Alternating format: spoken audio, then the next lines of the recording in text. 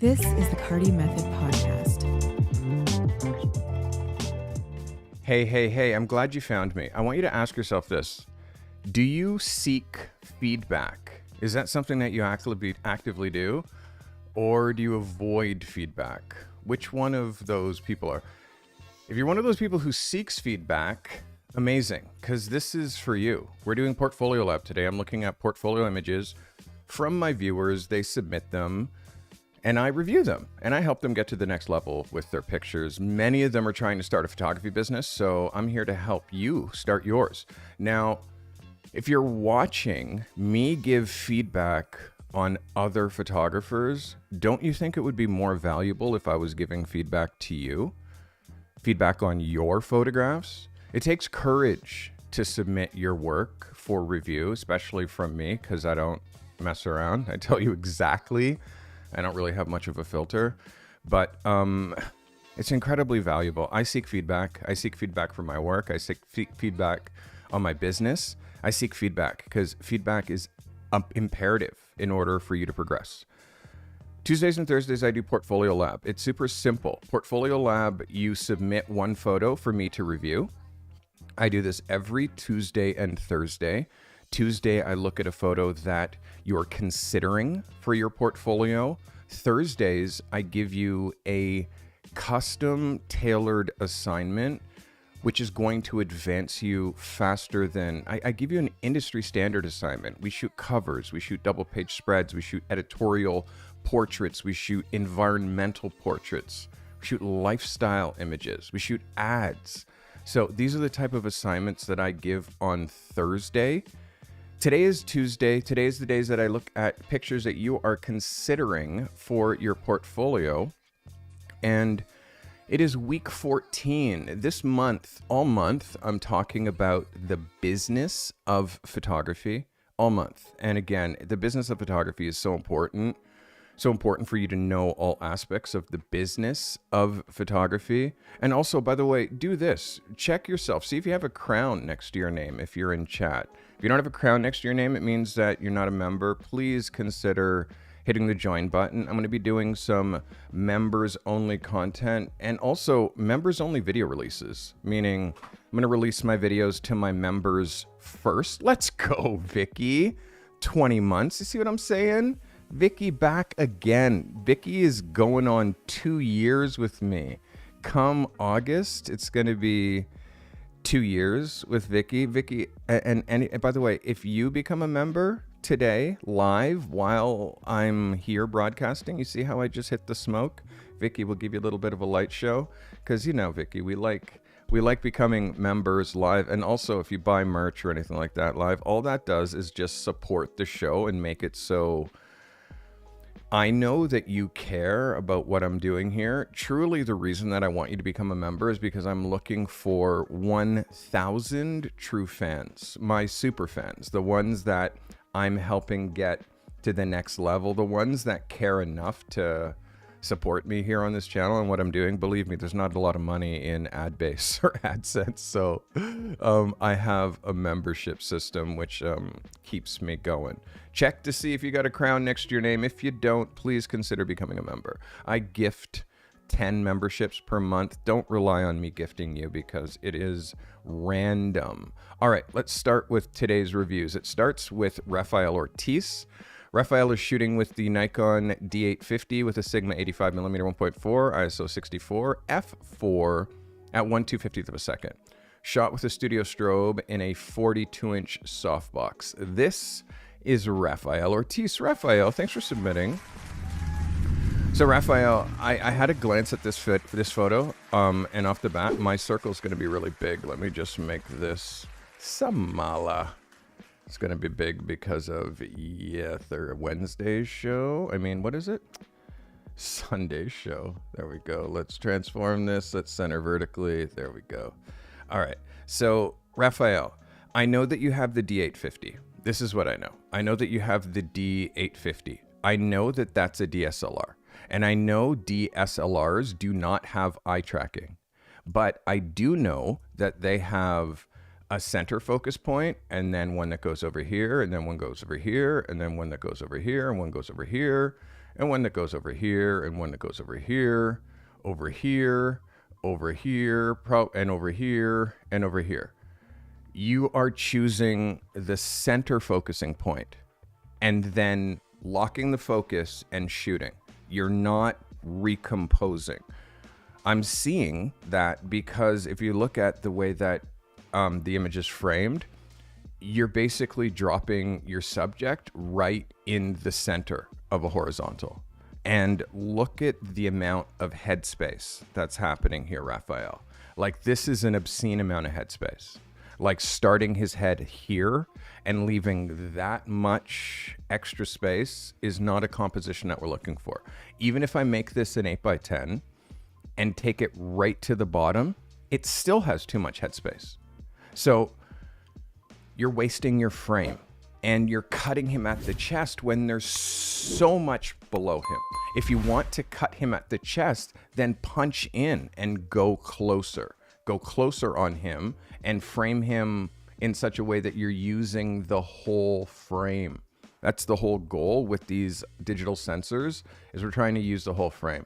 For me here, you're not using enough of the sensor. And because of the composition, Raphael, like the review of the photo, the light and all that stuff, like I can't even see that because of the way that you composed it. I'm seeing that your side light here is coming in too far from the side because it's actually shadowing this eyeball. You can see that our eye is a globe, so it is convex going that way. And you can see you're creating a shadow in here because you're lighting too much from the side.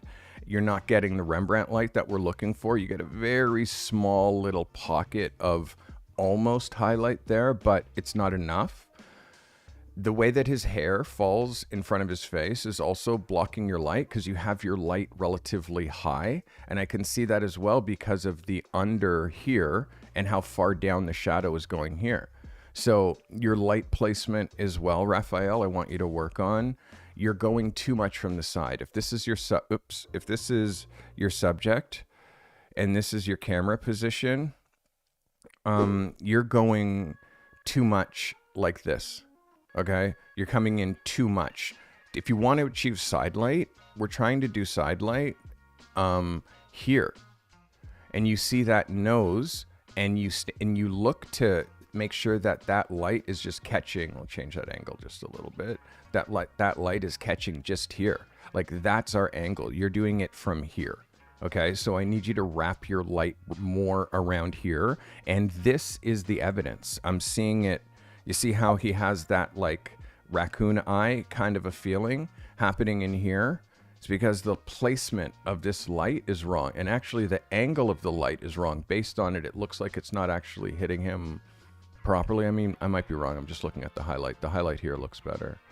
So I can see how high your light is. If this is a clock, this is you're up here high at 1 o'clock where you need to be closer to 2:30 is what I'm trying to say, as far as the, like, you're too high on the light. And again, you can see where the nose shadow is coming down here.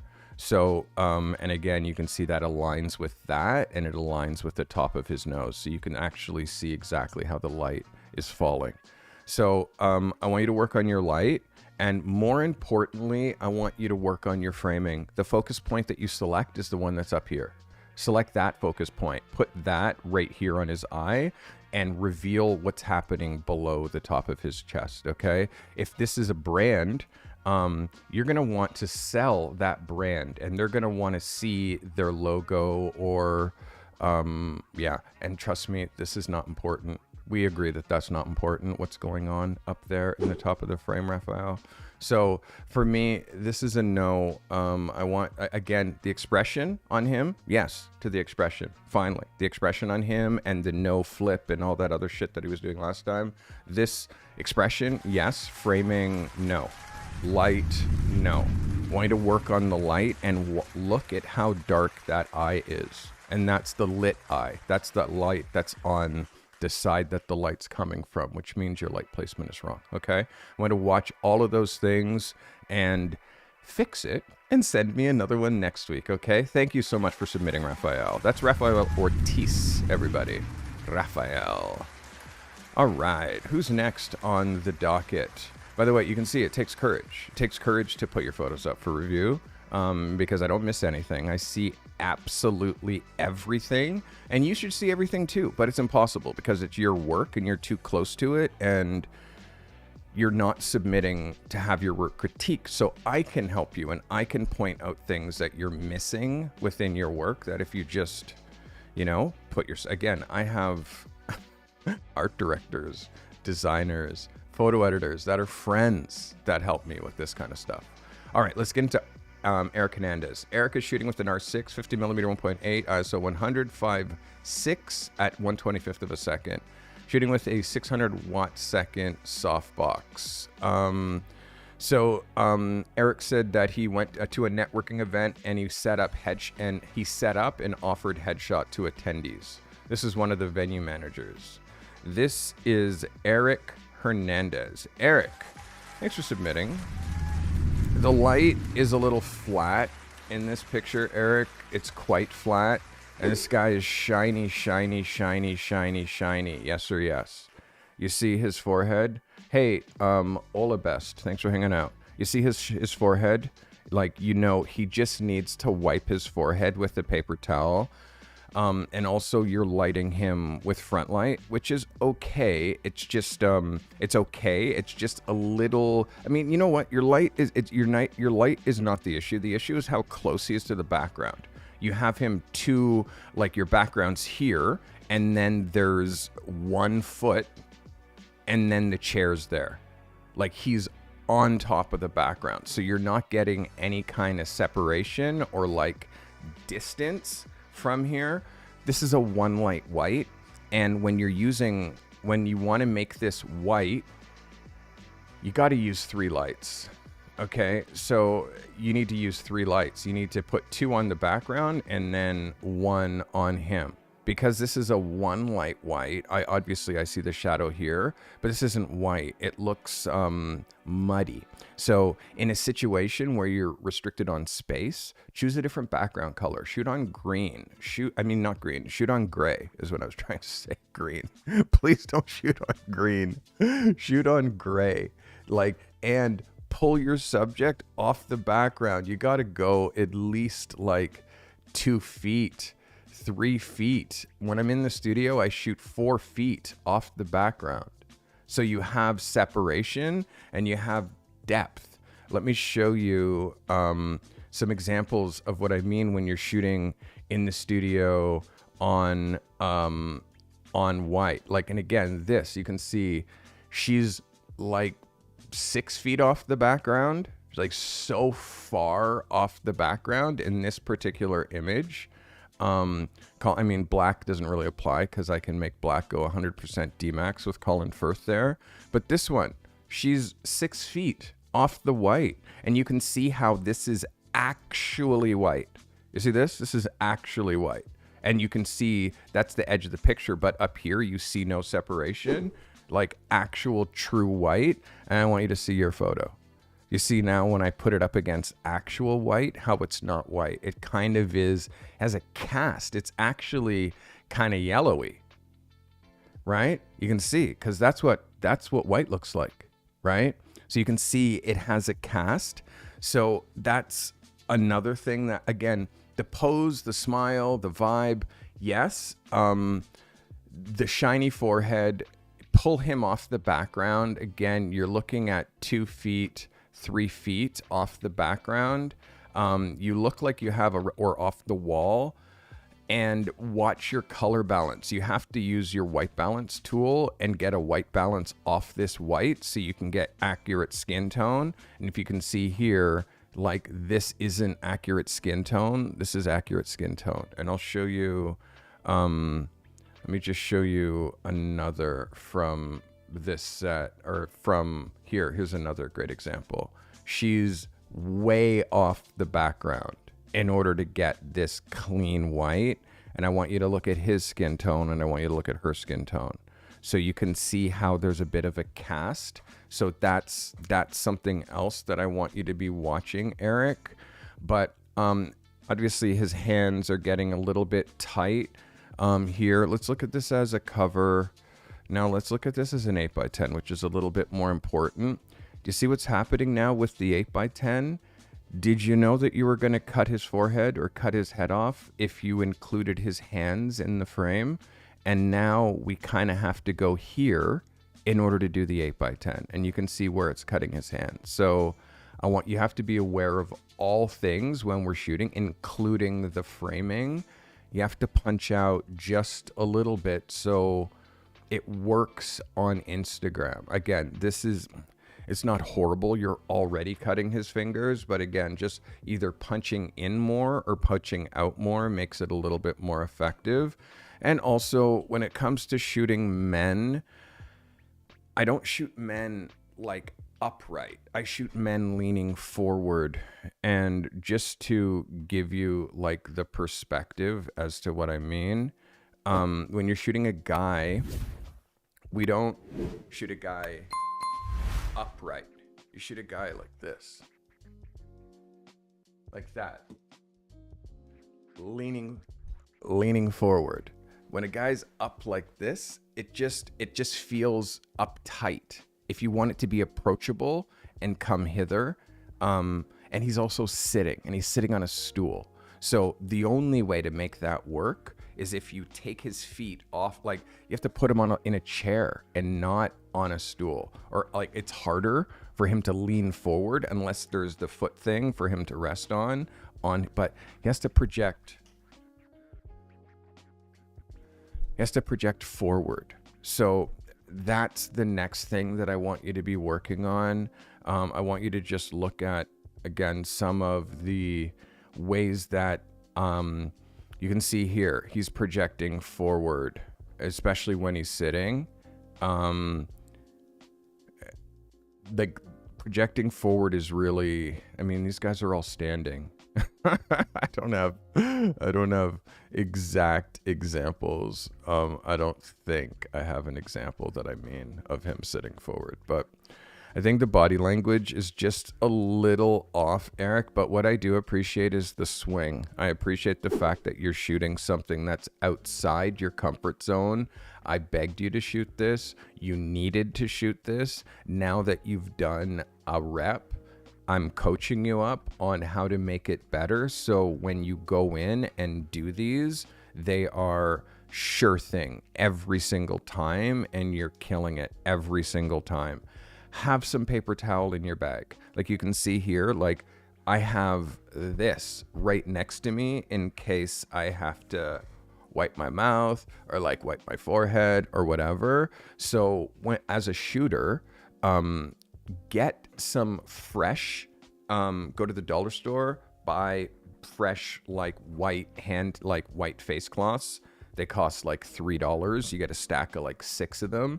And just keep them in their bag and just keep fresh ones. And then just give it to a client and be like, here, can you just wipe your forehead for me? And then he'll wipe it. And then you'd be like, no, you can just keep it.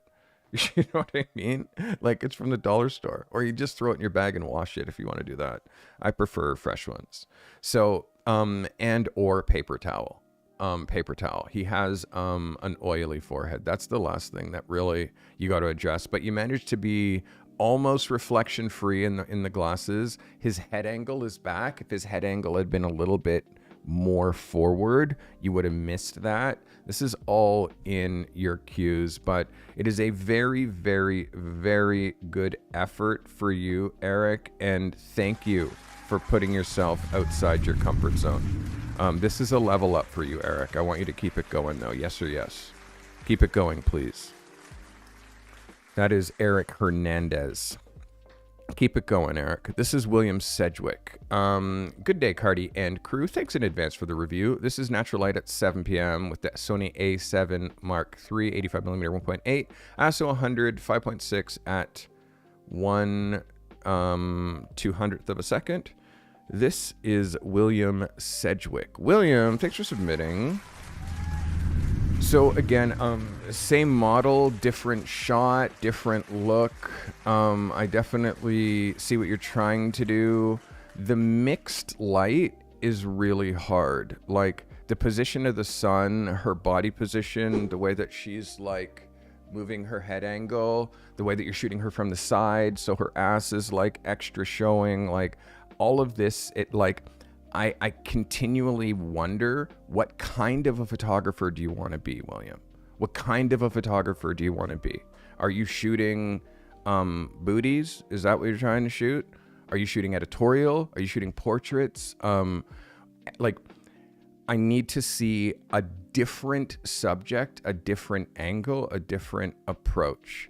Your exposure is over, and meaning overexposed. You're shooting in perfect golden hour, but the angle of her head is putting this very obvious line from her nose. The sun is so low, but you're not having her look at the sun. You're having her look at you. And because the sun is over here and it's coming that way, you're creating side light on her face. And she looks very oiled up, like including her face. Like she's all trying to be sexy. And again, I'm trying to figure out what kind of a photographer you're trying to be, because then I can help you. If you're trying to be a fashion photographer, this isn't it. This is feeling like you're trying to shoot for OnlyFans, except she has clothes on. You know what I mean? Like I'm trying to figure out like if this girl was squared up, looking dead at camera, again, the light is coming from over there. So use backlighting, do something to like add a little bit of oomph. Half lighting, it never really works. And you can see her bum is in shade and the front is lit. This girl is not a model, and I'm not trying to offend her, but if you're trying to shoot models, you need to go to an agency and show your portfolio and get actual agency represented girls to test on if you want to do that. And again, I'm not trying to offend the model. If this girl is cute, so shoot her like her. Don't try to make her be sexy or be a model or be a swimsuit girl or whatever. Like it just misses. And for me, this is, again, William, do you remember the work that you were making when you were shooting your son? Do you remember the work that you were making when you were shooting your son and how profound that work was? You only had one subject. So now your subjects are this girl, and you're completely jumping the shark and doing something completely different because you're appeasing her. You're not shooting something that would work for you to advance your needle. You're doing things that she thinks that she wants. You feel like you're doing the right thing because you're pleasing her, but you're making work that doesn't go anywhere, and it's not good enough in order to really like move your needle. So I'm torn here, William. And again, it's like this is the third week in a row that I've seen photographs of this model. I'm gonna say I'm done with this model, and I think you should be done with this model. I'm asking you to photograph a male, shoot a dude, shoot a man, okay? And go back to the stuff that you were winning photo of the week with, which is that very profound, like statement type photographs that you were doing with your son. My suggestion, do some of them on adult males and then report back with that photography. This is jumping the shark for me. And the way that you shoot a female has to be commercially, like there has to be a commercial application, and it has to be a real model. Anyone that's not a model, I shoot them like a real person. Anybody who's not a model, I shoot them like a real person. This is a musician. She's not a model. I just shoot her like a real person.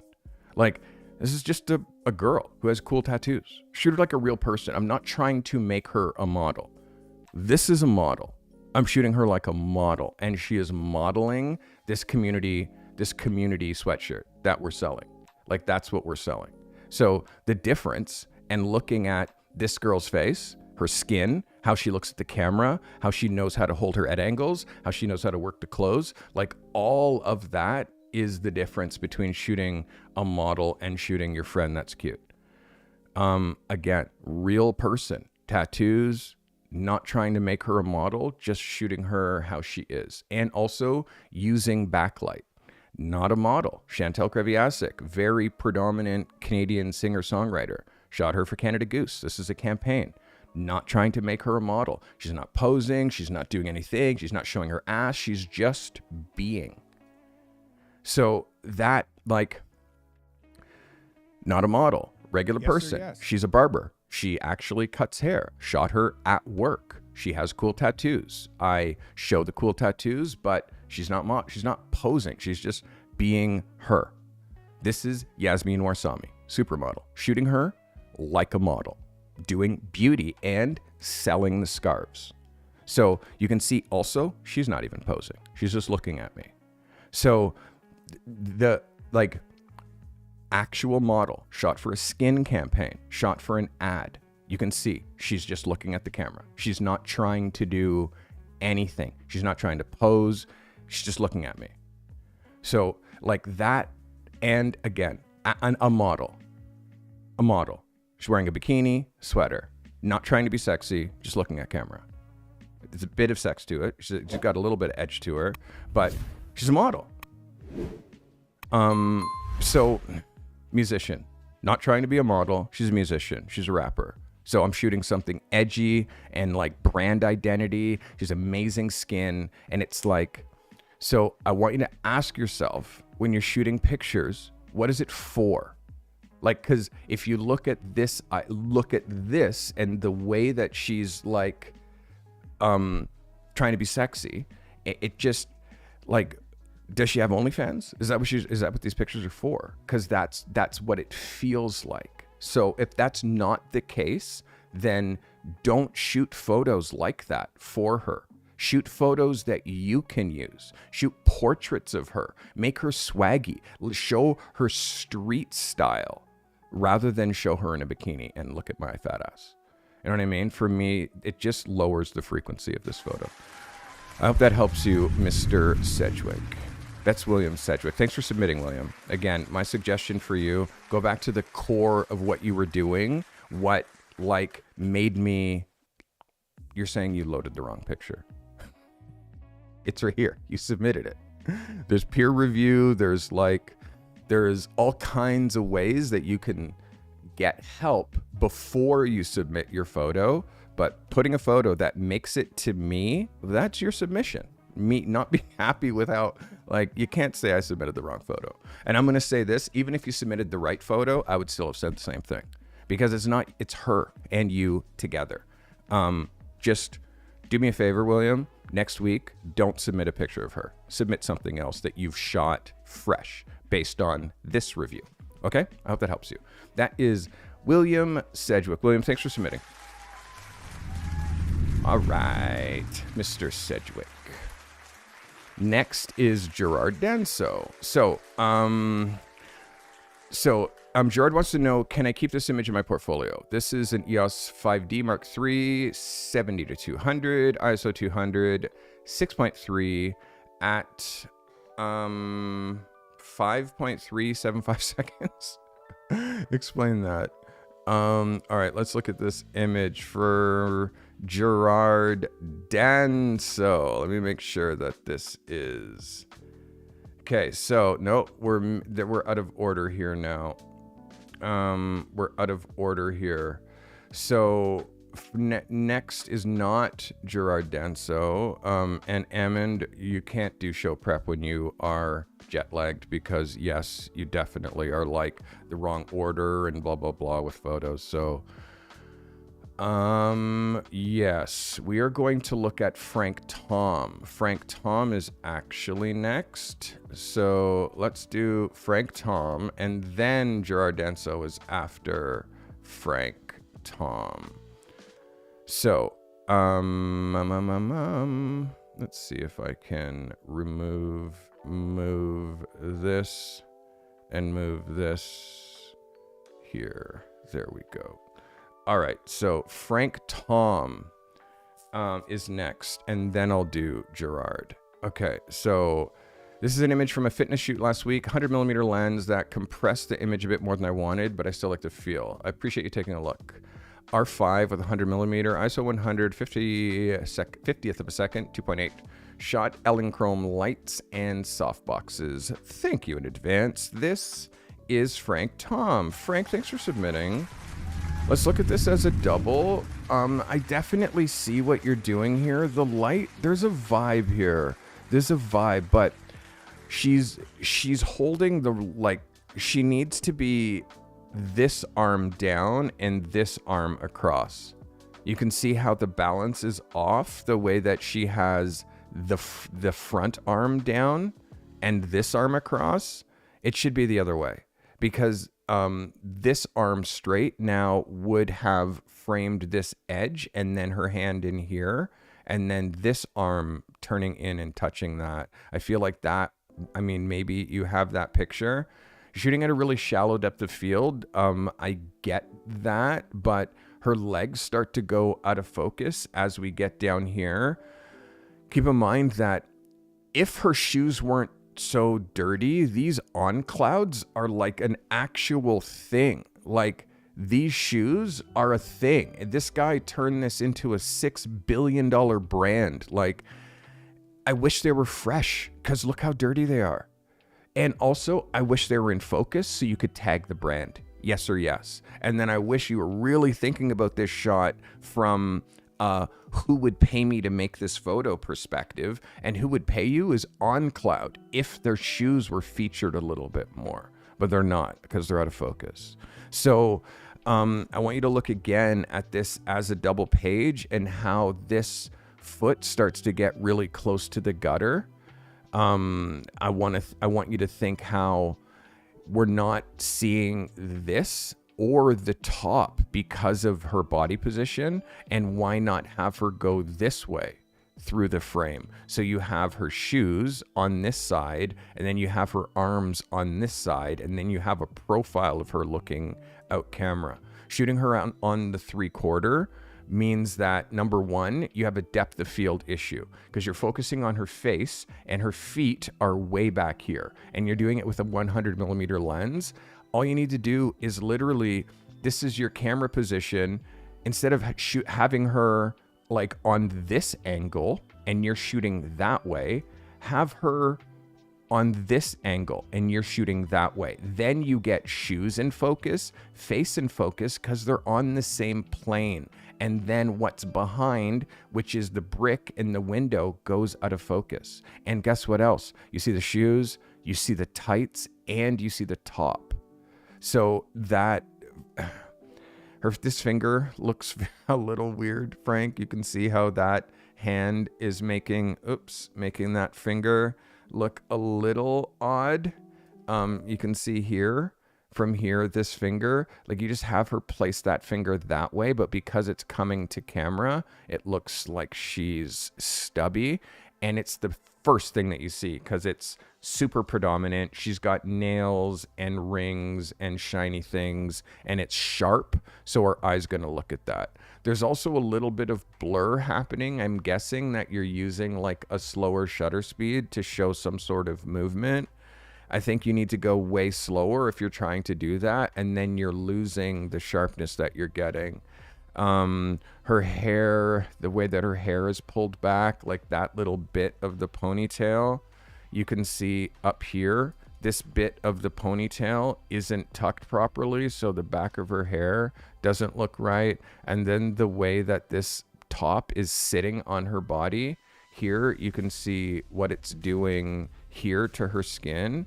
So all of these things, like, you have to be looking at when you're looking at a photo like this. I appreciate the location. I appreciate the light, the idea.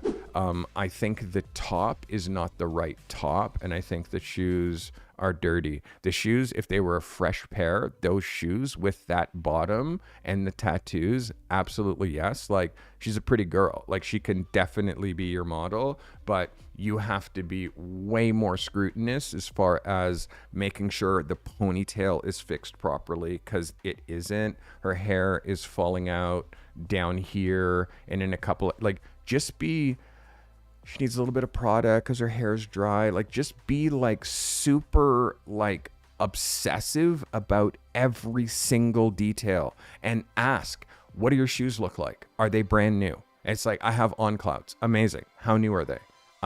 They're from last year. Okay, let's see a picture of them.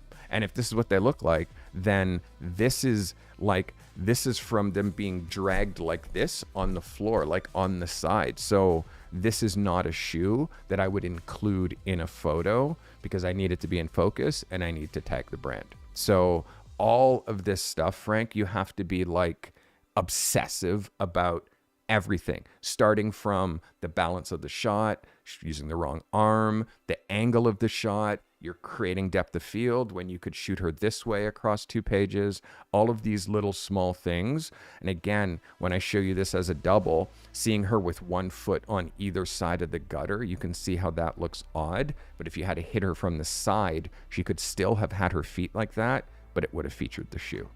And the shoe would have sat right here, nice and predominant. And it would have been an ad for On Cloud. And it would have been in focus instead of an ad for her. You know what I mean? So I hope that helps. This is Mr. Frank Tom. Franks, thanks for submitting. Appreciate you. So close, Frank. Again, it's so close. So close. I just want you to also watch the distance here versus the distance here. And really, like, these overlays are inside the Carty method. Oh, yes. Yeah, you should be able to access it inside courses and content. No, inside valuable resources. When you go to log into Portfolio Lab, you'll see another tab that says valuable resources. I put my double page frames here. I put this one here. I put this one here. So you can actually overlay them in your program of choice, whether it's Capture One or Lightroom. So you can see what a cover looks like, what a double page state looks like, so you can actually see that framing. This is so close, Frank. Thanks for submitting, my guy. Appreciate you. You guys having a good time with me? Yeah? Enjoying yourself? I hope. I hope you guys are enjoying yourself. Again, you can see I go deep on these reviews. I don't really mess around. I really try to give the kind of feedback that you can't get anywhere else. You can't get this feedback anywhere else. I don't know any other photographer who takes the time to help the next generation of photographers the way that I'm trying to do it right here. So I'm trying to be selfless, but at the same time, I'm not a yes man. I'm not a yes man. Know that. I am not going to say yes when the industry is going to say no. Like, I'm not doing this for views. I'm actually doing it for the photographers who have the courage to put their work up to get feedback. So our next submitter is Mr. Gerard Danso. I didn't miss anybody. Okay. Mr. Gerard Danso. So Gerard wants to know if you can use this image for his portfolio. Shot with a 5D Mark III, 7200 millimeter, ISO 200, 6.3. I'm not sure about the 5.375 seconds. I don't think this was shot at 5.375 seconds. All right, this is Gerard Danso. Gerard, thanks for submitting. I definitely see the value in making this type of image for a client. I want you to look at how this works as a double page spread, and you see how the husband's face is quite close on the gutter, and you're going to lose everything to this line when this goes to a magazine. Now, I know that this is more likely a print for them. It's a little under. I want you to notice the exposure on him. I'm going to want this maybe 20% more. The backlight is good. Your light is good. I just think your front light is kind of from everywhere and from nowhere. Like the way that the front light is placed, it's not quite like an oomph. Can you use it for your portfolio? Well, it depends on what you're trying to do, Gerard. Are you trying to do maternity photos? Or are you trying to just do any photography that like someone wants you to do? Like, that's the thing. Like, you can't be shooting a fashion picture one day, a maternity picture the next day, like a baby picture, a picture of a car. Like, that is not what we preach here. You're trying to bring value to one person at one place on their journey, looking for one transformation. Are you trying to shoot pregnant people? Is that your goal in life? as a photographer? Is that your goal in life? To shoot people expecting a baby? If that is your goal in life, then yes, absolutely, this fits in your portfolio.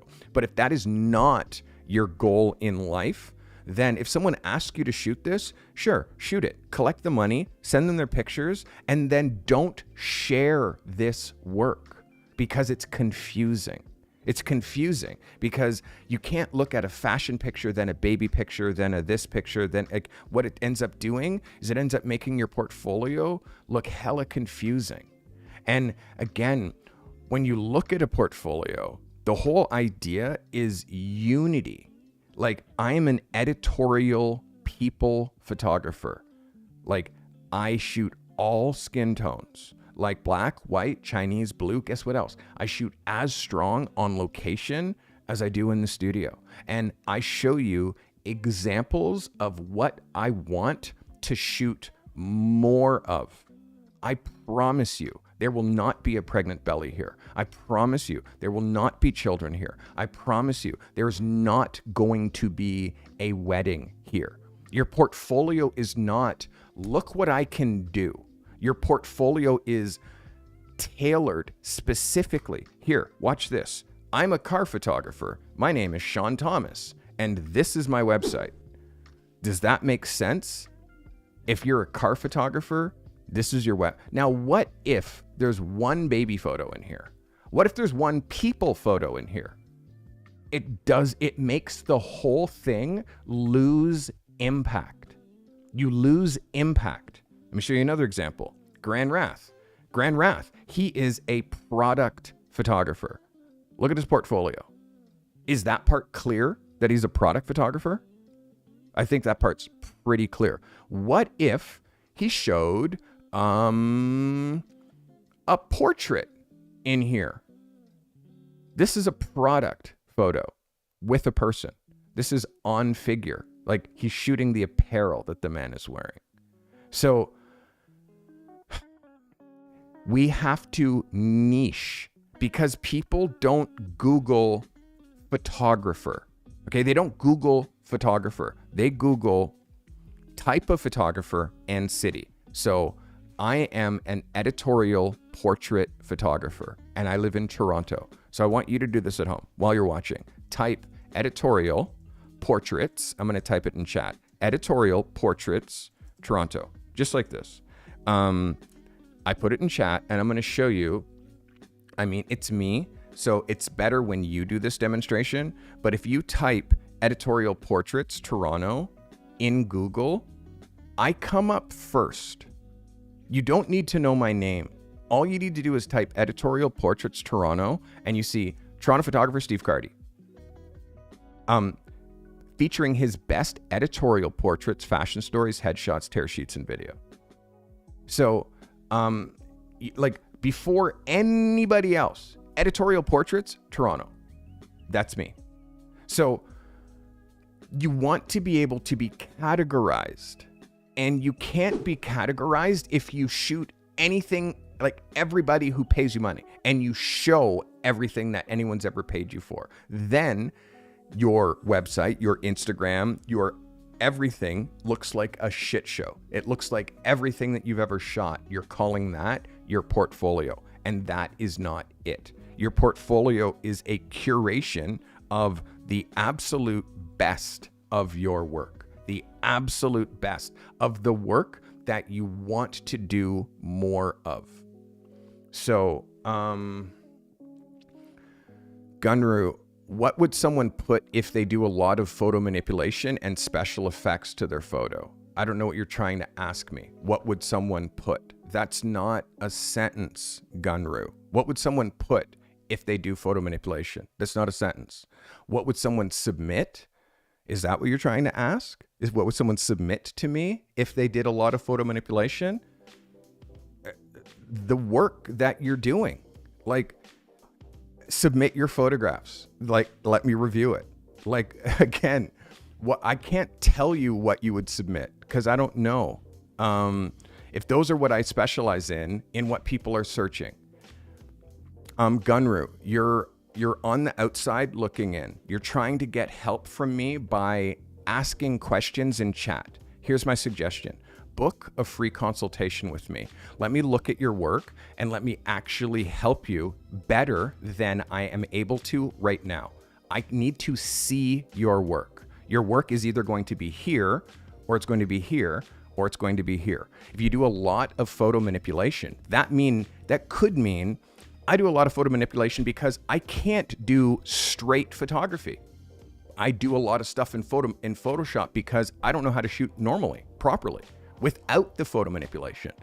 Your photo manipulation should be a crutch, could be a crutch. Do you notice? Here's a secret. There's not a lot of photo manipulation going on right now. And all the stuff that I'm showing you, you're not really seeing a lot of photo manipulation. Photo manipulation was trending 20 years ago. So I need to see the work because I don't know if it's here, here, or here. And I can't help you over chat. And again, what you are doing is you are watching me review someone else's work and then you're trying to get something out of it rather than you putting your work up for review. Do you understand? Pay the $50, put your work up for review so I can help you directly. Watching me review someone else when you know you need feedback because you're in chat asking me for it. You know you need feedback, but you're not willing to pay the $50 for it. So you're just watching me give feedback on someone else and trying to get what you can get from it. Again, 100% of the people who watch me, 90% of those people, they just want information for free. They don't want direct feedback because they're not willing to pay for it. And then there's the 10% of the people, the top 10%, those super fans, those people who see how much I give for free, and then they give me a little bit of money, and I help them so hard that they actually start working and they actually have a career, like all the people who are in the Carty method. But understand this is a public service. I'm giving you free content, but you're watching me help people who pay me. That's what's happening. You're watching me help people who pay rather than you pay so I can help you. For me, if you look at it that way, that's insanity. There should be literally 11 people watching me, just the 11 people who submitted. But other people are watching because they're watching me give other people feedback, thinking that that feedback helps them, which it does, but it would help you A, faster, B, clearer, and C, directly help you if it was your photos that I was looking at. So, Mr. Gerard Danso, this for me is a picture that made you money, but it is not a picture worthy of being in your portfolio. It is not a high advanced concept. It is not like, but if someone wants you to shoot a wedding or shoot this kind of stuff, keep those examples offline and be like, yeah, here's some examples of stuff that I've done for other people. But unless you want to be known as this photographer, you can't share it publicly because you're known for what you show. And what you show, if that's this, then you're going to be known for shooting dads with their heads against mothers' bellies. Is that what your opus is? For me, I would rather be known for shooting Pharrell or Kanye or like I'd rather be known for the type of photographs that I do and that I'm unflinching with my style and the type of work that I say yes to and the type of work that I say no to. If someone asks me, can you take a picture of me and my pregnant wife? I just say, no, it's not the kind of work that I do. I say, have you seen my website? Do you see any pregnant babies? Pictures of that? No, I don't really do it, but I'll pay you a lot of money. Okay, well, I'll do it. But guess what? Like, don't tag me. You know what I mean? Don't tag me. Do you know what I mean? If someone is so like, they want a Steve Carty photograph, sure, I'll shoot your portrait. You know what I mean? But I don't seek that. They hire me for that work based on the work that I shoot of other people. I'm definitely not using it and now taking that picture and putting it in my portfolio. I hope that helps you, Gerard. All right, guys, let's get into the next shooter. This is Miss Nadine O'Connor. Nadine. Let's have a look at Miss Nadine O'Connor. Nadine says, yes or no to the portfolio. Thanks, Carty. A6300, 55mm, ISO 160, 3.5, 1/80th of a second natural light. Nadine O'Connor. Nadine, thanks for submitting. Nadine, this is a no. And you know it's a no. So you know it's a no because it's out of focus, right? You are shooting an out of focus picture and you're asking me if this should go in your portfolio. To represent what? That you don't know how to shoot? Don't show mistakes. Don't show mistakes. All this says is that I don't know what I'm doing. So don't show it. End of story. That's the end. Like, this is one of those shots that when you're looking through your Lightroom library and you get to an out of focus one, you delete it. And then you get to the next one. And then when you get an in focus pic, then now you can judge the in focus pictures. So, you're shooting in bad light, Nadine. Bad light. Not like you're shooting under fluorescence underneath some sort of truck wash. So it's yellow. I'm going to show you again what white looks like, what neutral white looks like. And you can see that the truck, which is white, is actually yellow because you're shooting under yellowish light. He's cleaning his truck, but he's looking at you, which makes it a bit of a snapshot. The way that he's smiling makes it a snapshot. And the whole picture just kind of feels like it's not like, again, the dynamic of the composition, like the way that you're trying to get the composition right, like I appreciate it. Like you're close, but light, you can take the best camera and shoot that best camera under shit light and you're going to get shit photography. It's not the camera. The camera also can't save you. You can take great light and capture great light with an iPhone, and it looks amazing with an iPhone. So, Nadine, I think that this picture is a miss, and the reason, first and foremost, is it's out of focus, and you have to lock that in. That when a picture is out of focus, and again, this is iPhone. This is iPhone with the right light. You can see iPhone with the right light. There's great tonal range. It's sharp as fuck. There's a depth of field thing. Like, this is iPhone. So if you're now submitting this and it's shot with your pro camera and it's out of focus, this is not acceptable. And I need you to know, like, the difference between good and bad. And I know that that's what you ask me for. That's what I'm here for. But at the same point, if it's out of focus, it's a no.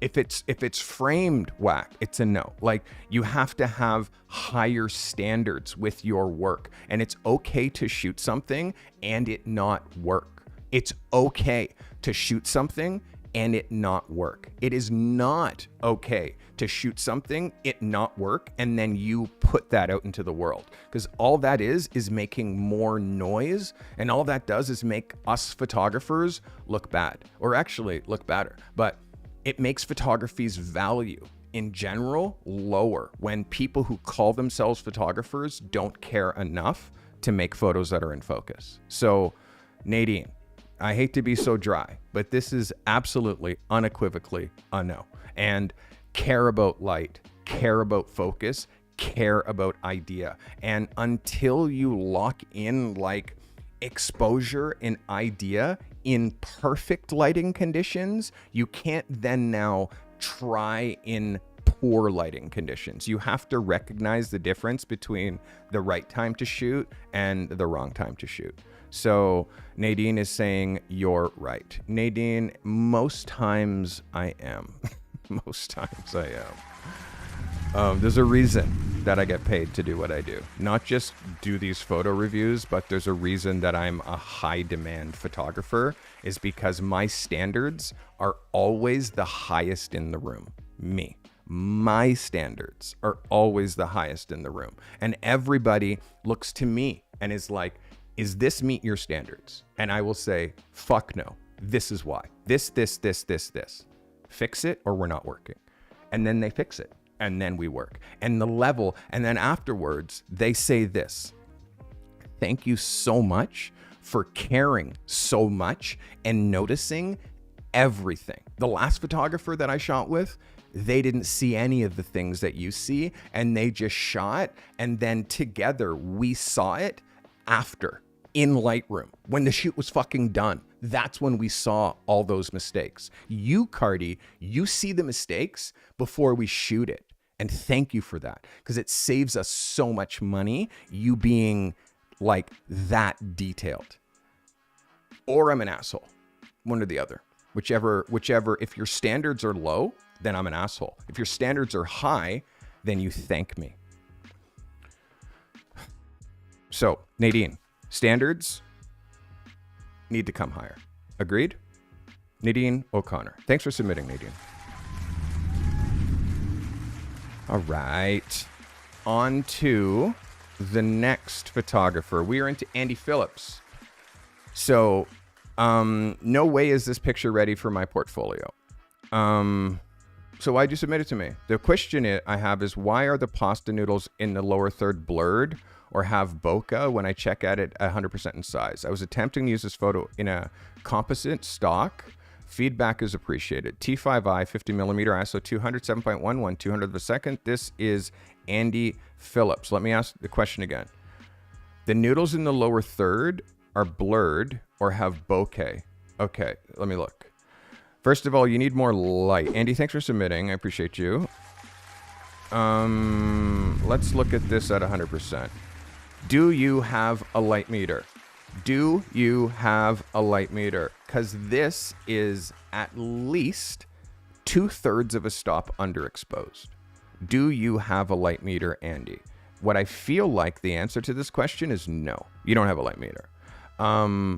Now you're asking why this down here is out of focus and this up here is in focus. Well, let's look at the equipment. You're shooting with the Canon T5i with a like $100 50mm. You know what I mean? You're shooting with a very inexpensive camera body and a very inexpensive lens. And at 7.1, it's not enough with that particular 50mm to give you the depth of focus that you're looking for. It's underexposed. And then when you come down here, like you're starting to actually get haze, and an exposure kind of difference. Again, if you shot this at f22, at f16, that would be better. But what you're getting is underexposure.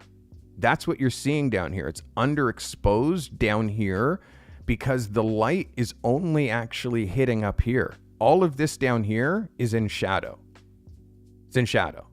Yes or yes? It's only little bits of light that are hitting here, little bits of light hitting over here, but a majority of this is in shadow. So your source is too small. Your light source, what you're hitting with this with, feels like it's this big. What you're lighting this with. Your light source is too far away. There's all kinds of different, and again, Andy, it's really hard for me to tell you why when you're not taking the picture also showing me the set. You can't just show me the final and then ask why without doing like, okay, do you see where the light position is? Okay, so now I'm going to show you camera 3. I'm going to say the light was here, I was here, this was where the microphone was, this is where I'm standing, my camera was there, I'm on that position. So you see where the light is, how far that is? You see the camera? Like, I can't diagnose something that I can't see. Do you know what I mean? I can't diagnose something that you're not showing me what's going on. Do you know how you know that this is underexposed? Do you see how this is gray and this is black? And you can see that transition. If this was exposed properly, this background would be 100% DMAX. But because it's not, you're having to bring up the exposure here, which it's still under. This is under by like almost one stop. Now, because of that, you have to bring it up. And when you bring it up over here, where the exposure is better, you don't see the line. But light, the inverse square law, light travels here, you get an exposure, and then when it hits over here, it's a less exposure.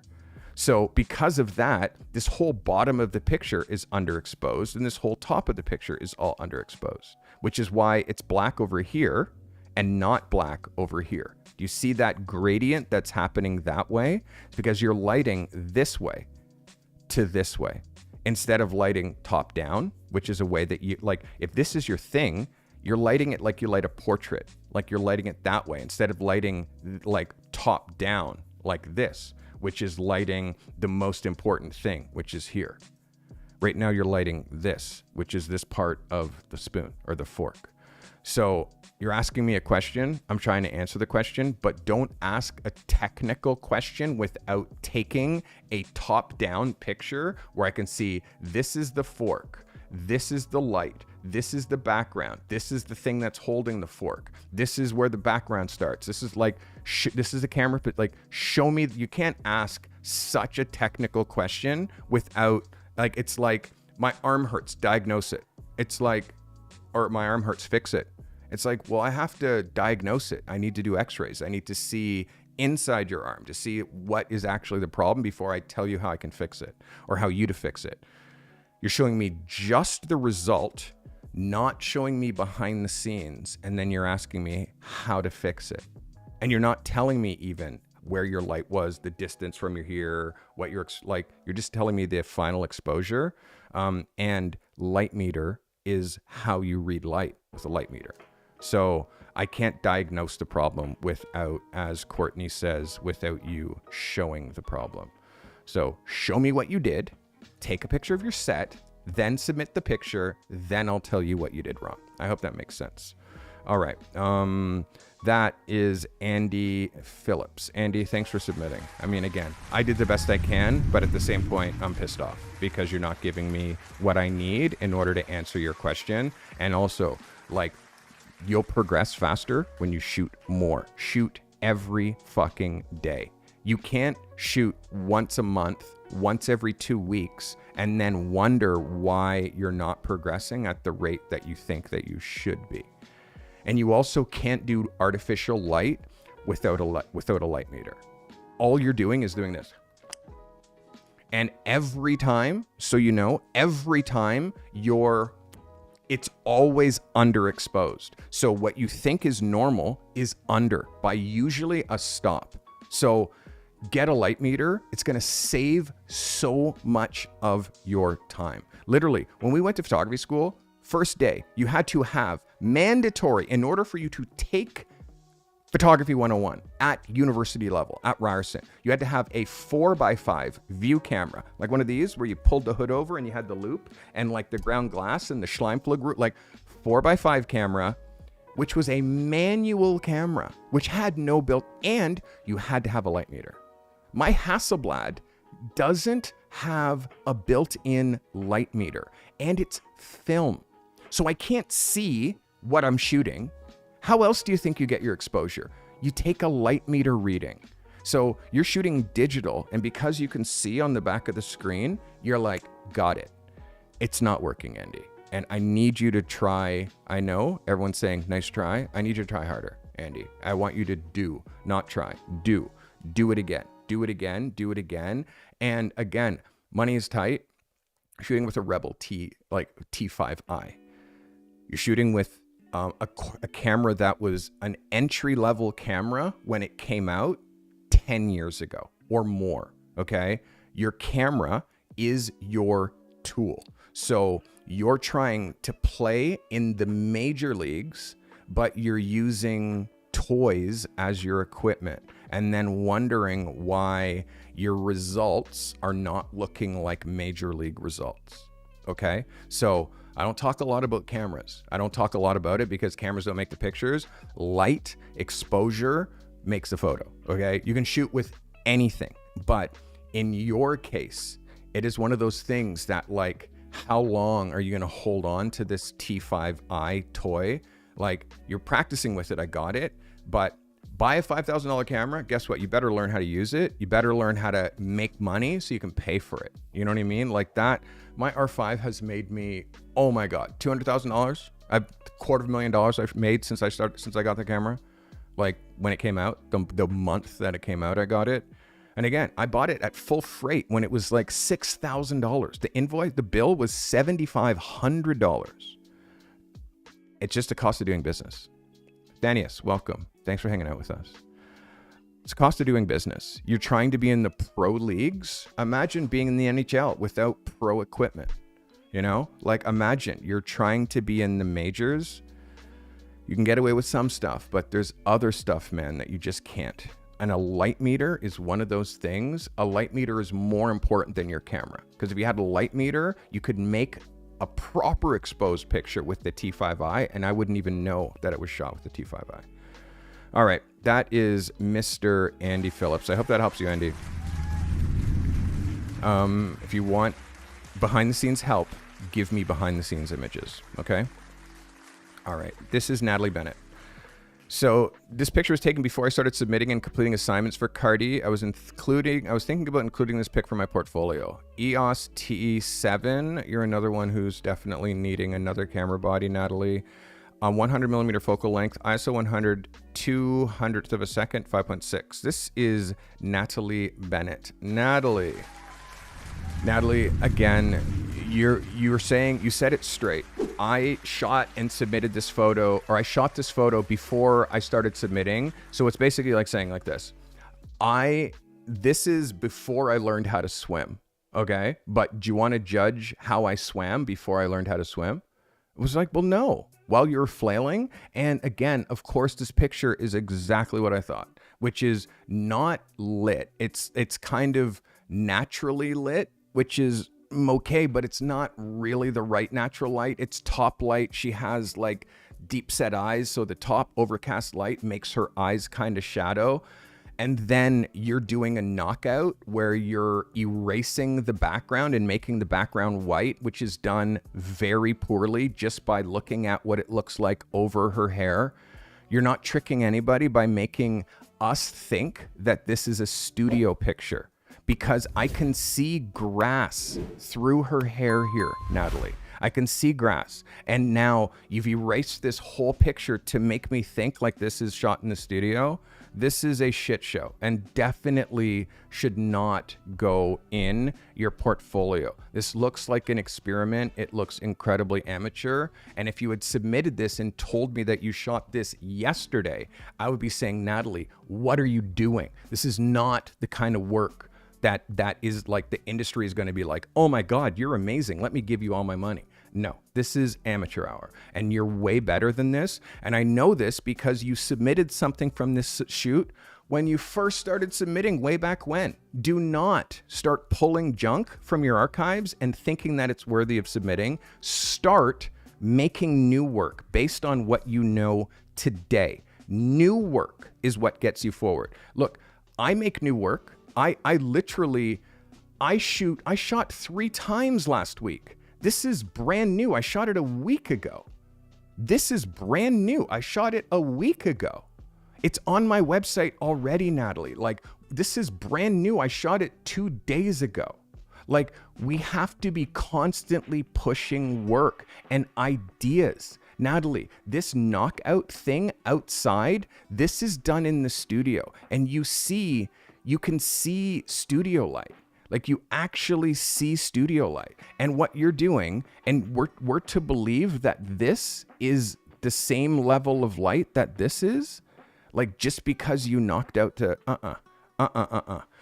you have to understand that your audience they know more about photography than you do. Your audience, the people who are hiring you, know photography, especially the people who pay day rates, especially the people who hire you for advertising, who hire you to shoot for their business. They know photography. They know that this is a knockout because it is not done well enough for it to be seamless. Because of that reason, it can't go in your portfolio. Please, Natalie, let this photo go. Thanks for submitting. I hope that helps. All right, Natalie, don't go backwards on me now, eh? Don't start going backwards. You're here. You have the ability to submit new work to me. Shoot new work. Don't pull old stuff out of the trenches that should have been left back there, okay? This is Anton Duras. Anton says, hey, Carty crew, welcome to Sri Lanka. I'm looking forward to your feedback. Thank you. A6600, Sigma 18 to 50, ISO 100, 2.8, 1/200th of a second. This is Anton Dudis. Anton, this is what I've been asking for from you for a while, which is you as the portrait photographer, because not only are you an exceptional travel photographer, but you shoot incredible portraits. And this is a cover, Anton. Look at this as a cover. It works as a cover. Let me show you this as a let me show you this as an 8x10. You can see it crops well as an 8x10. Yes, sir, yes. It gives the right amount of space up in, like, you're not claustrophobic on the elbow. You're not claustrophobic on the crop down here. You're not claustrophobic this way. I want you to watch your horizon line. Although the horizon line is kind of hazy here, you don't see it quite as much. You do see how you're dropping your horizon line a little lower, and you're definitely hitting him straight on. I wouldn't mind you trying some different perspectives, perhaps lowering yourself and elevating them a little bit and just dropping me that horizon line a little bit lower. So we have these trees just up against sky and the water starts way, way lower. And again, Anton, this is just small little tunes that I could do to make this photo better. Let's look at this close up. The light on his face is incredible. The light on his face is incredible. It's a little blue. I want you to notice the color balance. This overall look is blue. You can see the blueness that's happening in the shadow detail in the trees. You can see the blue that's happening in here. I want you to give me this back more neutral, where you're thinking like a neutral color balance, because the blue in his skin is a lot. And also because he has blue in his shirt, it's making the blue come out more. Look at my skin tone. Look at his skin tone. You can see how my skin tone is neutral and how he has a blue tone. That's color balance. So just fix the color balance. See what auto color balance looks like here. Yeah, I just feel like it's just a little bit blue, but as far as composition, shot, idea, and everything else, this is an 11 and an absolute yes. Yes, Anton, this can go in your portfolio. Please fix the color balance and post it in lab chat so I can see the color balance fix, okay? And again, I'm going to say, Anton said he adjusted the color balance last minute and screwed it. Courtney's saying that you're a low-key portrait photographer. It's not a low-key. He's a high-key portrait photographer. It's not low-key. It's very predominant. And I spotted it, and I've spotted it from time.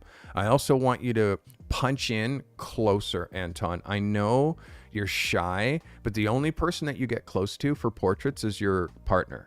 So I want you to be getting close to strangers, and you only have this 18 to 55 lens. So I need you to be punching in and giving me these kind of pictures that are like way more intimate, way more interactive with, like, look at that face. Why would you not want to shoot that face close up?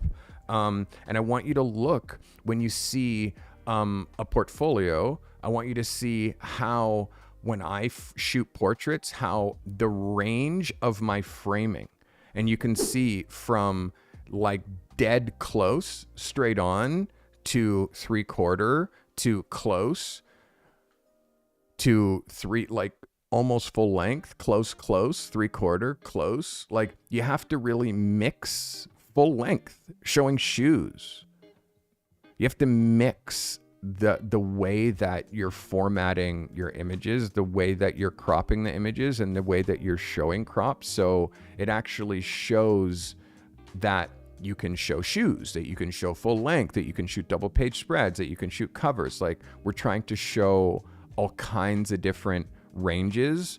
It's super, super important. Then also that we show full length. So many people don't shoot. I know a majority of the images that get chosen are not full length, but you have to show full length. You at times have to shoot full length.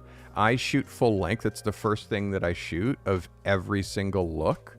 I mean, it's so hard in my portfolio to show all the, but I do include many full length pictures that show shoes because it's necessary. It's necessary to see full looks as much as it is necessary to see cropped looks. So that's something that I want everybody to be thinking about is, are you shooting full length? Are you showing that you can shoot full length? Like, it's important. Yes, I mean, yes. my Pharrell picture, like one of the most well-known pictures that I've made, is a full-length picture. So I want you to be thinking about full length as well as your super close-ups, and mixing them all together in the same portfolio makes you a rounded photographer. It's very necessary, Anton. Okay. Thank you for submitting. This is a great image. That's an 11 for me. Great image, Anton. Please don't forget, add some full length in your life. All right. Taylor Valentine. Taylor says, this is an older photo from my collection, a classic New England backcountry ski line. I've retouched it to remove some of the distracting clutter. Ideally, the skier should be further left. 7D, 17 to 50, 2.5, ISO 100, f10, 500th of a second. This is Taylor Valentine. Taylor, see what you got going on here. So I'm not sure if this is good enough to be in your portfolio, Taylor. I just don't think that it hits as hard as we need it to hit. Him skate, if you're having this as a double, he needs to be on this side of the gutter down here, like makes this work better, and having him sit like in here. I definitely see what you're trying to do, but it's like he is not right with what he's wearing. You would have to, like, the bag is too used and a little bit too dirty. His outfit, it's like, I mean, it's okay. He kind of matches the blue on blue. You'd have to, it's not fresh stuff. And he is not the right athlete to have in your portfolio. Like, he's a middle-aged man. You know what I mean? Or older. And the old backpack, there's no logos on the backpack. Like, it's just not the image. I just think that I definitely see the idea. I see what you're trying to do. But again, it's like, it's not strong enough. And again, I want you to think about Charles Fortin and Charles Fortin's work, and how Charles, who I'm helping with his website, and Charles is in my accelerator program. Like, I want you to look at what your competition is shooting in the skiing space. I want you to look at what Charles is shooting within this space. So in this case, it's like, and again, this is just another photographer who is also in my accelerator with you. Okay. This is his ski stuff, right? So now I want you to look back at your ski stuff and think, does this picture make the cut when this is what somebody else who is in my accelerator is doing within that same space? Okay. Does this make the cut? I'm going to ask you again. So when you now see what you could be doing, or what the level could get to, well, then now I'm going to ask you again, does this go in your portfolio? You can see how this is constructed photography, where he went out with these people and his only mission was to document them in a way like he was shooting for National Geographic. So, like, this is your competition. Somebody else inside Portfolio Lab and what he's doing with the skiing space. So, does this picture make it into your portfolio? So, Taylor, again, I'm going to say the bar is way up here, bro. It's way up here, and you can't grab something that's from down here and reason it.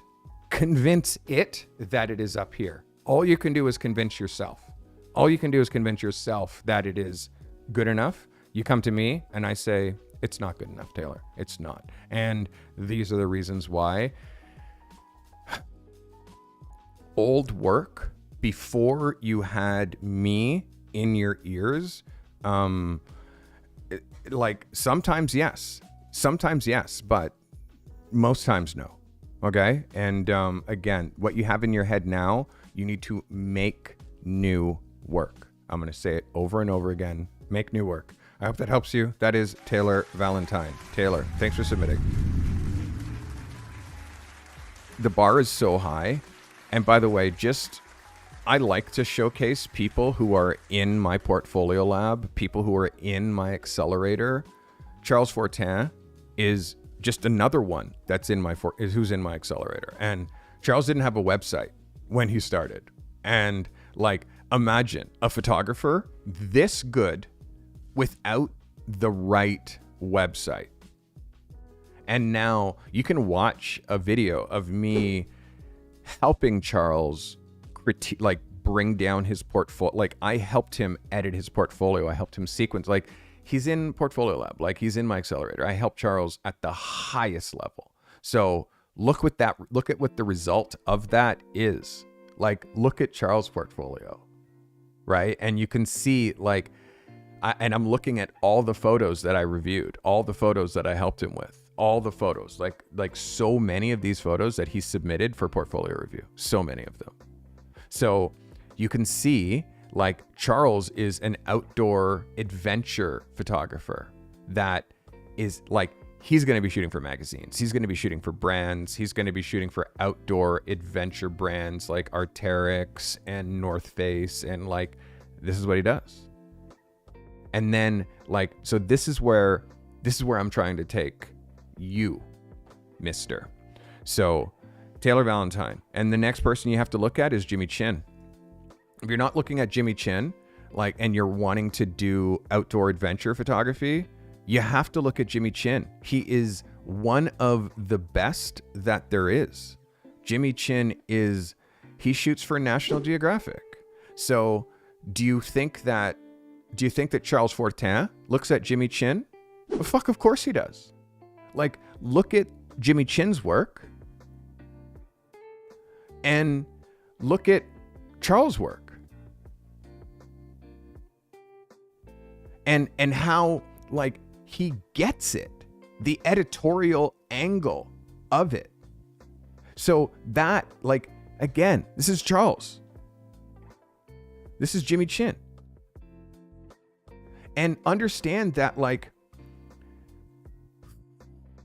this type of photography, it's not easy. It's not easy to do at all. But it's like, you can't just dance in and like grab a snap and say, okay, I can shoot this. It's like, no, bro. You have to involve your whole life in this type of work.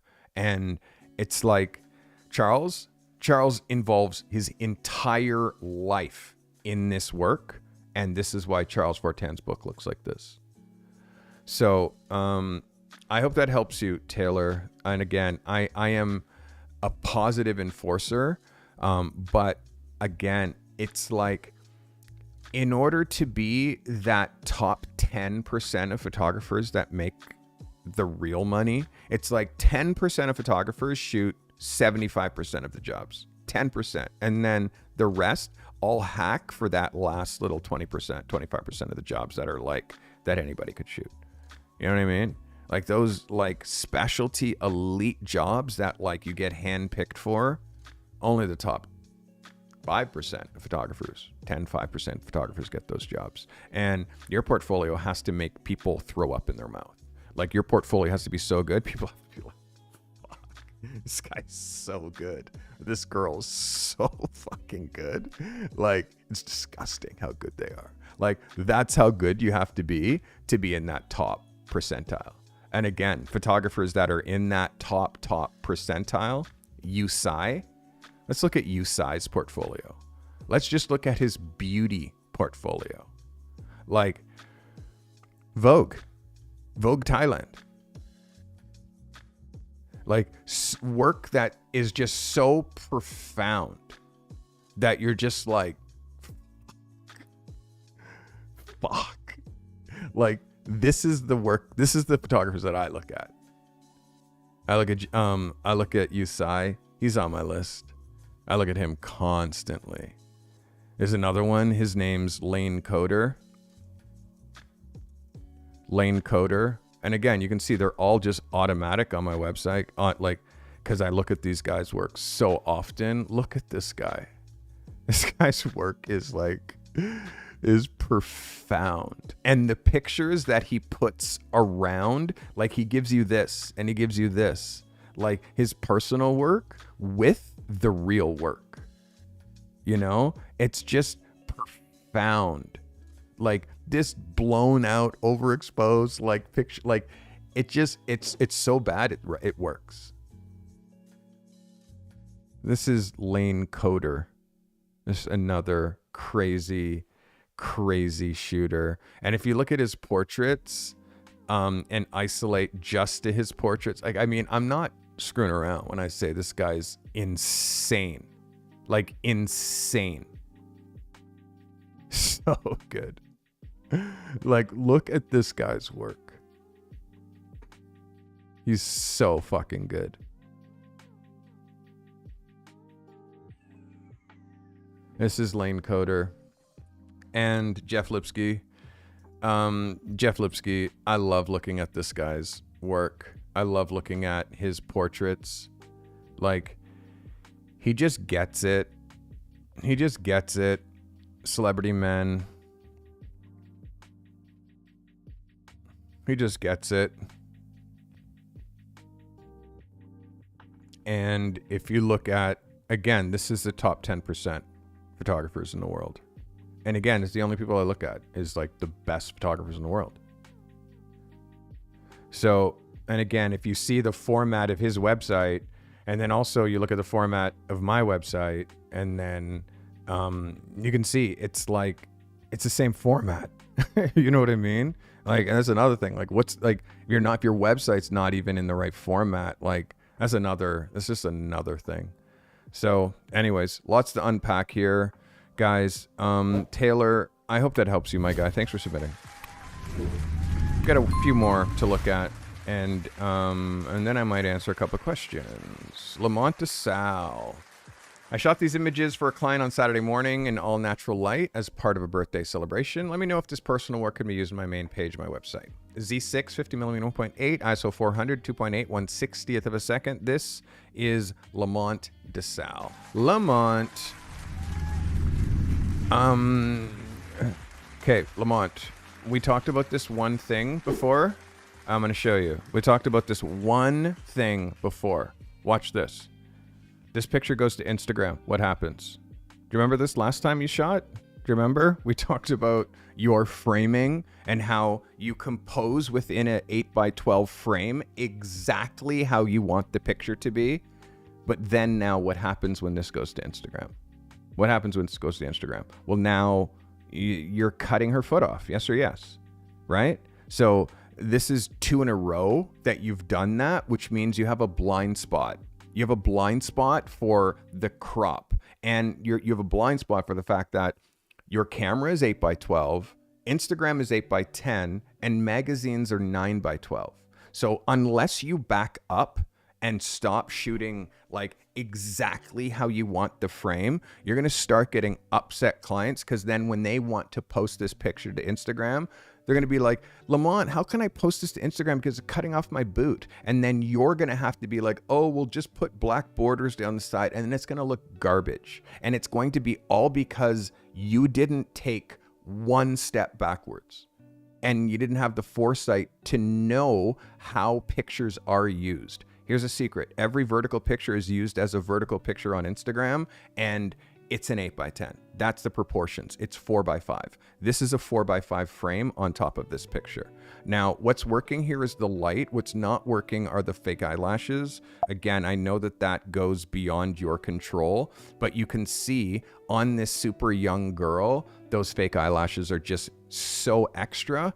The retouching is also way too much. It looks fake.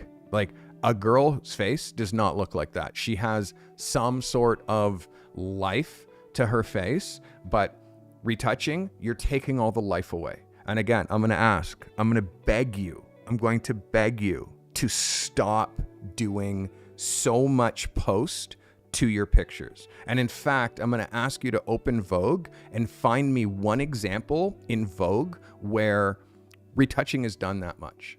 Show me one example of where Vogue magazine today in 2025, they retouch this hard. They don't. So why are you doing that? Like, Lamont, you're in my accelerator, which means my standards for you are way high. And I get frustrated when I say things and then I say it again, and then I say it again, and then I say it again, and I say it again, and I say it again, and you still don't change. The one thing you're not changing is retouching. You are going too far with retouching. I know you can't control this girl having the fake eyelashes on, but you definitely can control what you're doing in post. Her leaning up against the tree, the foot, like, just have her stand there. She doesn't need the tree. Because now, again, I've shot models leaning up against trees, but I feel like using the canopy works, but you don't need the tree. Shoot an editorial picture, don't shoot a snapshot. An editorial picture is, it just, and again, it's because you're not looking at magazines. I've talked about magazines. Look at magazines so you can get inspired ideas so the stuff that you're shooting isn't so simple. So for me, again, I'm like this. Like I'm on the fence. The diagonal, because you're shooting her on a hill, and then the horizon line that goes like this is just really jarring for the eye. And then this tree is kind of, and then her leg is, she's kind of pelicaning it. It just, I don't know. It's not making sense. And the thing that pisses me off more than anything is the framing. That's what frustrates me the most, because I feel like you hear me, but you're not listening. So I need you to hear me and listen, and then do something different the next time you submit. Here's my suggestion for you. Don't retouch a picture. No retouching. I want to see what your stuff looks like out of camera, because that would help me so much. It would help me so much. It would help you so much to let your pictures out into the world not so retouched. Here's a secret. I'm going to show you. I actually did not retouch. I didn't retouch this picture at all. Didn't do anything. That's exactly his skin. You see that dimple? You see it, like, didn't do anything. You know why? Because it's 2025. And that super hyper retouching, even this, which I shot coming up 5 years ago, even this retouching, you can see skin. Like, you can see skin. So, like, you're going way too far. I will say again, you're going way too far. Do you see skin here? You see pores, you see skin? Like, that's the look right now. And the look right now is not this, Lamont. Please get off of this absolutely, like, airbrushed looking skate. It's fake. Please get off of it. It's not a thing. This again, I'm going to keep telling you, and I'm going to keep calling you out every time you do it, and to the point where you're going to like, okay, I get it. Because me saying once, twice, 3 times, 4 times, 5 times, and you still doing it, it gets me really frustrated. That now means you know what you should be doing, but you're ignoring what you should be doing, and you're just doing what you want. That's programming, and I'm here to try to help you to unprogram yourself. Lamont DeSalle, thanks for submitting, Lamont. You need to fix your crop, bro. Seriously, you should have this frame in your back pocket.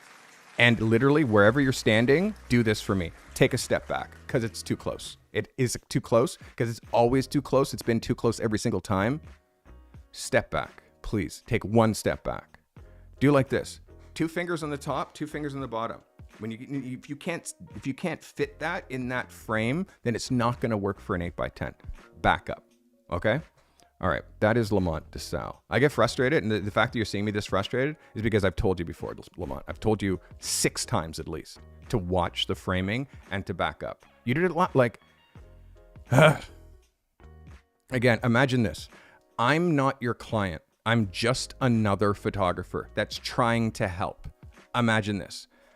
You go to an art director, and an art director is like, could you please make sure when you submit your photo that you give me enough room so I can make it full length in the magazine. Because last time you submitted your pictures, they were cropped right tight, and I had to put white bars down the side in order to show the full length, and it made the magazine look bad. Next time, could you make sure that you back up and give me so I can do full bleed, full frames, like full bleed, full lengths? Got it. And then next issue, he sends you on a job, and then the pictures that you send him are exactly the same. Do you think you're ever going to fucking work for that client again? Do you think you ever going to work for that client again? Like, think of that. Like, you're shooting in such a way that I cannot put that model full length in the magazine. The shoe company paid to have their shoes featured in the magazine, and you shot so tight that I can't crop that to go inside the magazine. So my only option is putting white bars down the side of the picture because you don't know how to crop. How many times do you think you're going to work for that magazine? Once. Because the first time you do it and they'll tell you, or they won't tell you, but they'll definitely not hire you again. They'll definitely not hire you again. And if you don't have the foresight to know a client is wanting to use this on Instagram, and if you shoot full length, if they can't use the full length on Instagram the way that you shot it, you're doing something wrong. Like, you're not serving your client, and it's so easy. Step back. And because of that, this is why I'm like beating it, because telling you gently hasn't worked. All right, last photo of the day. This is Doyle Daniels. And again, if you're looking for me to baby you, if you want me to hold your hand, like, and again, understand this, I'm doing this as a service. So if you guys are getting mad at me for getting, like, I'm just trying to help. The reason I get frustrated is when people are paying me to be in my most elite program that get to talk to me multiple times per week, where I get to review their work. And then I say, you do this. You have a tendency to do this. You're doing this a lot. And then they're like, got it, boss. And then they keep doing it. Imagine how that'd make you feel. You would be like, am I going fucking crazy? That's what you would be doing. And that's what I'm experiencing right now. And again, just know this. If you can follow instructions and you are listening and you're like, you don't have to tell me twice. I locked, and the way that I just said that, locked it in for you at home watching forever and ever. Amen. My job is done here. But understand this also, the kind of stuff that I talk about with photography, nobody talks about. Nobody talks about this because they don't know it, because they don't work. They're just YouTubers. They don't work as a photographer. They don't have stuff in magazines because they're just YouTubers. I have stuff in magazines. I work with art directors. I work with photo editors, and I hear it from them. And then when they say, Carty, I love working with you because you know how to shoot a double page spread. You fucking know how to shoot a cover, bro. You get it. I don't have to explain it to you. When I say I need a full length, I know you're going to crop it in such a way that it's going to work it's going to work in the magazine, and I'm not going to have to, like, I just love that about you, bro. Like, I don't have to go over this stuff, you know? And it's just like, thanks, bro. Appreciate that. I just pay attention to detail. And they're like, you fucking do. You pay attention. You see stuff that I don't. I appreciate that. Like, or don't. And don't be as obsessed as I am. Don't. And then wonder why you're not in the 5% of photographers that get work. Understand, to me, it doesn't matter one way or the other. I'm getting work. I am that obsessed. So much so that I see stuff in your work. So I'm doing this as a service. I'm trying to help. But I understand at the same point, I'm not for everybody. Which is okay, because I don't give a fuck. All right, guys. This is Doyle Daniels. Doyle says, hey, Carty crew, I want to submit an older photo that I love to get my opinion on it. 60D, 50 millimeter, 1.4, ISO 200, 1/250 per second, 1.8 natural light. Doyle, again, thanks for submitting. Are you trying to shoot babies, bro? Is my question. Are you trying to shoot babies? Like, look here, let's just do this, Doyle. Let's just do this. Let's just go to Doyle Daniels. Doyle Daniels, which I know is some D2 fucking bullshit. Doyle Daniels. how do I find your website here, Doyle Daniels? Let's go to your Instagram, D33.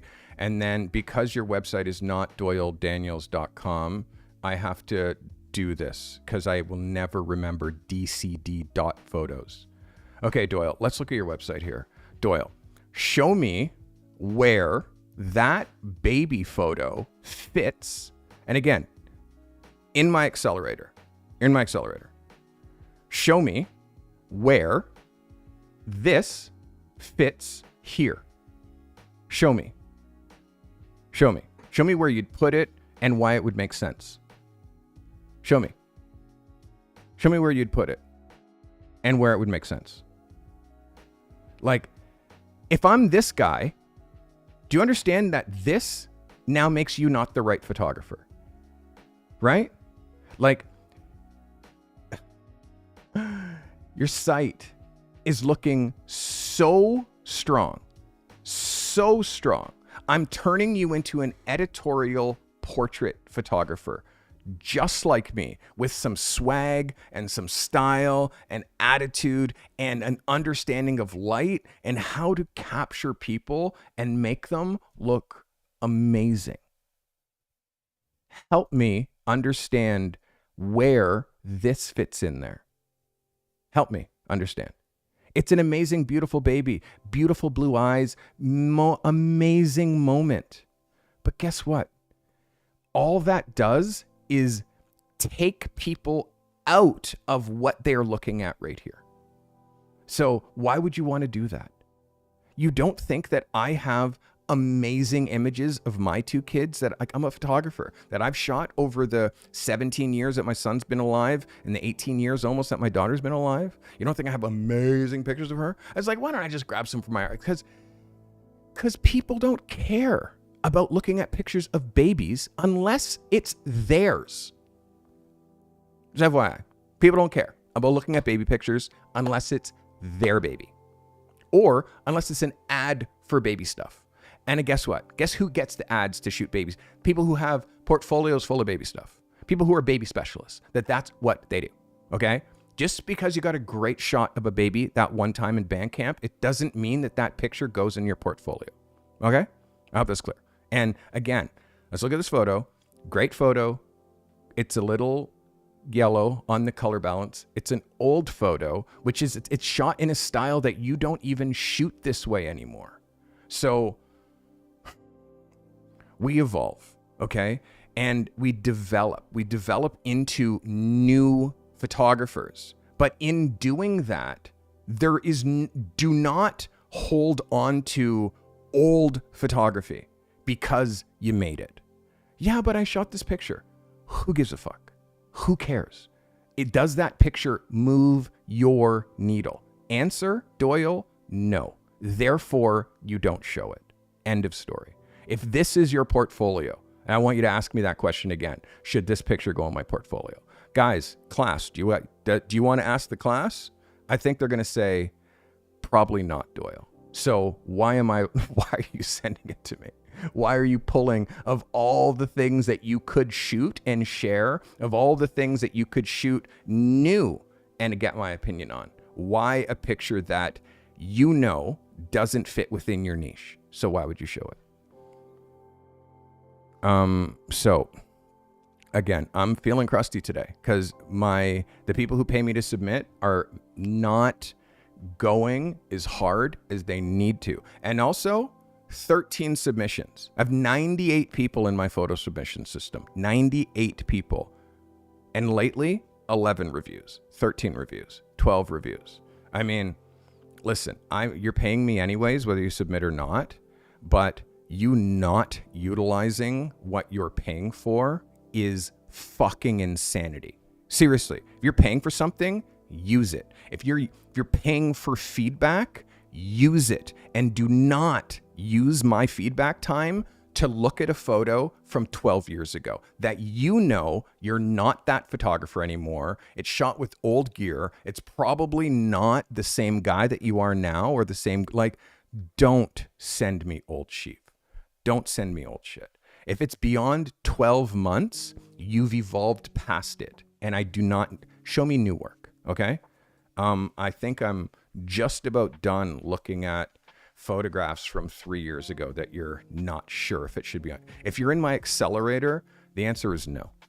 The answer is no. If you haven't shown it to me already, don't be pulling out old stuff unless it's profound. Guys, that is Doyle Daniels in the last show of the day, the last image of the day. You guys need coaching, truly. Are you a photographer ready to go pro? Or maybe you're a working photographer struggling to sustain your business? My coaching programs are designed to meet you where you are and give you the guidance needed to move your needle forward. Whether you're looking for a focused 1-hour session to fix a specific challenge, or you need the type of ongoing support that 6 1-hour time slots would give you, I'm here to help you master the systems and build a career that you've been aiming for. By the way, if you book me for one of my ongoing coaching sessions, you pay for 5 sessions and you get 6. With over 34 years of professional experience, I guide you through the key aspects of creating a thriving photography business. Whether that's building a standout portfolio or sharpening your brand, or even setting up systems that bring in clients consistently. First of all, I give you flexible coaching options. Choose a single 1-hour session to get some quick insights, or you can commit to 6 sessions for a full transformation. I can even walk you through my proven systems one-on-one. Whether you're looking to break into the industry or you're struggling to keep your business afloat, these sessions are personalized to focus on what will actually move the needle for you. You're going to get real-time expert guidance, and believe me, there is no one-size-fits-all advice. You're going to get actionable insights and hands-on support to address your unique challenges and unlock your full potential. You don't have to do this alone, eh? Let's work together to take your photography career to the next level. Whether that means finally going pro or creating a thriving, sustainable photography business. Visit thecartymethod.com/coaching to book your session today. Let's get to work. The 3 Ds are how we get through this, truly. The 3 Ds. What are the 3 Ds? Well, let me just open this Notion here. Oops, I can't do that. Let me just open Notion. Before I tell you what the photos of the week are, we're going to do a little bit of school. A little bit of school, because I think school's necessary. Sometimes. 3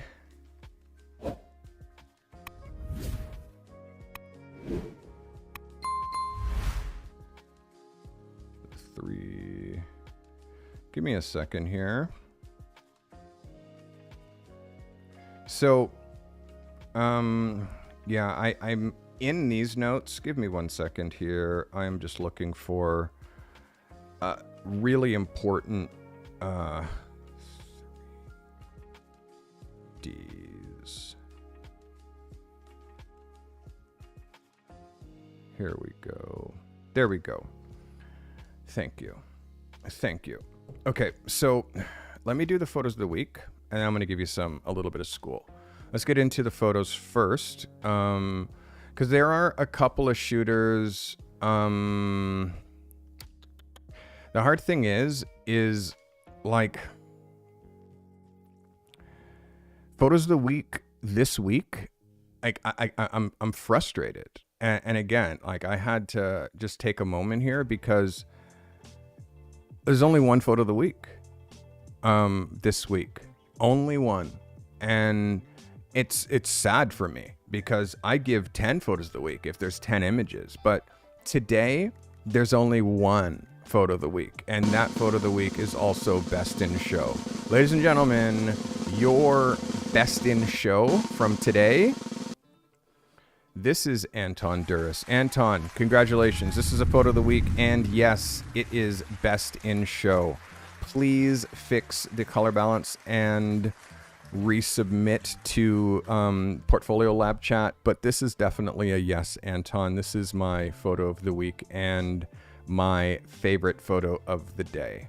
Steve became a member for 16 months. Steve, well over a year and en route to getting your 2-year badge, bro. Wait till you see the 2-year. You're gonna lose your mind. I think Vicky's gonna have it first because Vicky's ahead. She's ahead and is aligned for being the first one with the next badge. Guys, that's our photo of the week. You probably want to know what next week's assignment is. I'm going to give you the next week's assignment. I'm going to tell you that first. Next week's assignment is quite simple.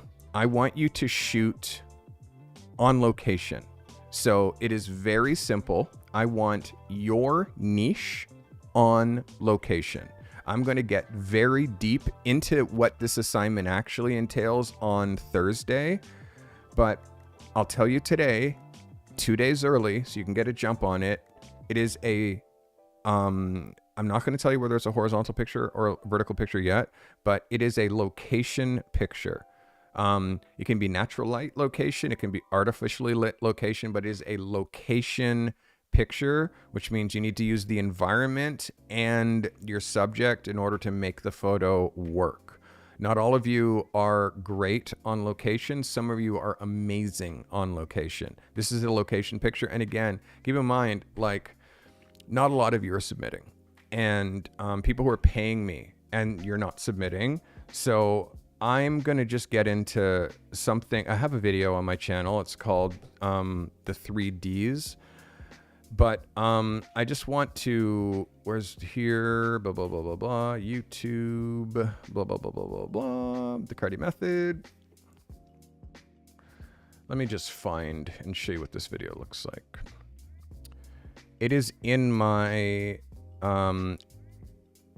starting your photography business. I changed the playlist name. It's now called, instead of called advice, it's called starting your photography business.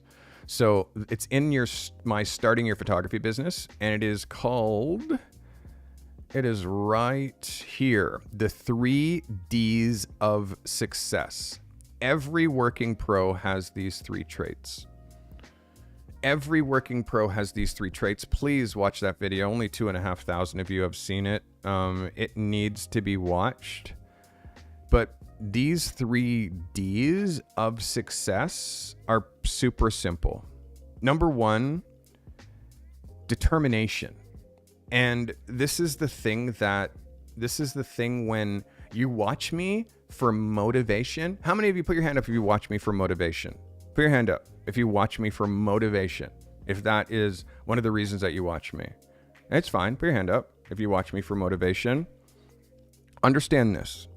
Motivation is external, okay? Motivation is external. So if you need somebody else to motivate you, that's a fucking problem. Do you understand that? That's a fucking problem. If you need me to motivate you, you don't even know me, bro. You don't even know me. Like, I'm just a photographer like you, okay? I appreciate that I motivate you, but if you need external stimulation to get you going, that's a you problem. I don't need motivation because I have discipline, okay? Discipline is a whole other story. Discipline means I do something no matter what. I do something whether I want to or not. That means if I have a shoot, or if I have an idea, or if I have a podcast to do, or photos to review, I have discipline, which means I'm here whether or not I feel like it or not. I'm here for you because I'm disciplined and I give myself to you and I'm helping. So discipline trumps motivation, because if your motivator isn't there, if your coach isn't there, if your workout partner isn't there, well, I guess I'm not working out now because my partner let me down. No, bitch, you're letting yourself down. Go still. But you need someone else to make it so you're doing the thing that you know that you have to do. Get over yourself. If you're looking to me for motivation, have a great day, Anton. Congratulations on your photo of the week and best in show win. Congratulations, Anton. If you're looking to me for motivation, this is why you're probably not doing the things that you need to do, because I'm not here to motivate you. I'm here to tell you what to do. I'm here to tell you exactly what to do so you go do it. It's not motivating. I'm just telling you what to do. Seriously, I'm telling you exactly what to do. So if you don't do it, well, then that's a discipline problem. You understand? It's not like I'm not motivating you enough. Seriously, I can't make you get up in the morning. I can't make you wash your ass. I can't make you do anything. So you looking to me and putting motivation on me? No, thank you. It's not what I'm here for. Don't put your motivation on me. Motivate your own damn self. Next, that's the first thing, okay, is dedication. Dedication, determination, and discipline. Okay? Dedication, determination, and discipline. Welcome, Paul. So understand this. If you don't have the 3 Ds, you're fucked, because that means you're looking outwards for somebody. Please help me. Tell me, help me get up in the morning and go do the things that I know that I need to do. Like, seriously, give me a fucking break. I'm not here. In fact, don't watch me. This is another thing. You guys think I'm a YouTuber. I'm so not a fucking YouTuber. I'm not a YouTuber. I'm a photographer. I do this for a living, photography. I do YouTube as a service because there's nobody who's helping the next generation. And it's my gift. I know how to help because I have a proven track record of helping photographer after photographer after photographer in person in Toronto. I've put so many people on, and I'm pretty good at it. So I started doing it on the internet. I started doing it on YouTube. But understand this, of the 100% of the people who watch me, I'm only speaking to 10%. I'm only speaking to the 10% that act.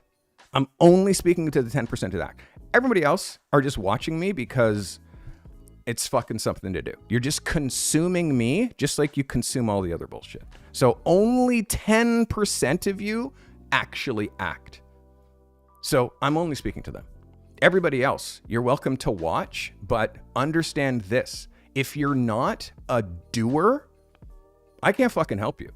You're just watching me to make yourself feel good because you're watching photography related content. Understand this. We're not friends. I'm not trying to be your friend. I'm trying to give you not just information, but actionable steps to get to the place that you claim to want to be. Then imagine that. I tell you the fucking steps, and then you said that you wanted them. You said that you wanted those steps, and then now that you know them, you don't fucking walk them. Imagine how insane that is to me. So for me, I know that if I have 10 viewers in a room, 1 person will act. 9 people will just watch me. 10%. 10%. So I want you to ask yourself, which one are you?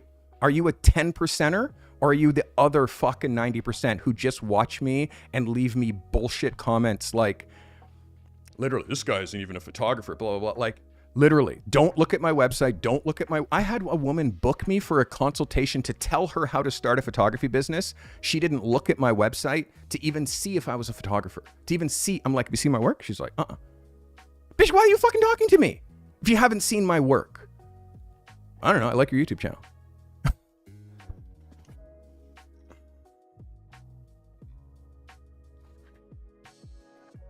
This is hard. Okay? I'm going to say this. This is hard. And Charlie, if you've been doing my assignments on your own, but not submitting, is fucking insanity. It's literally like you're watching me give critiques to other people. You're doing the assignments even for yourself, but then no, you're not having me look at them. So you're literally like just doing your own back pats, and you're giving yourself credit for consistency, but you're not getting the one thing that you need, which is feedback with what you're doing. Feedback from a 34-year pro.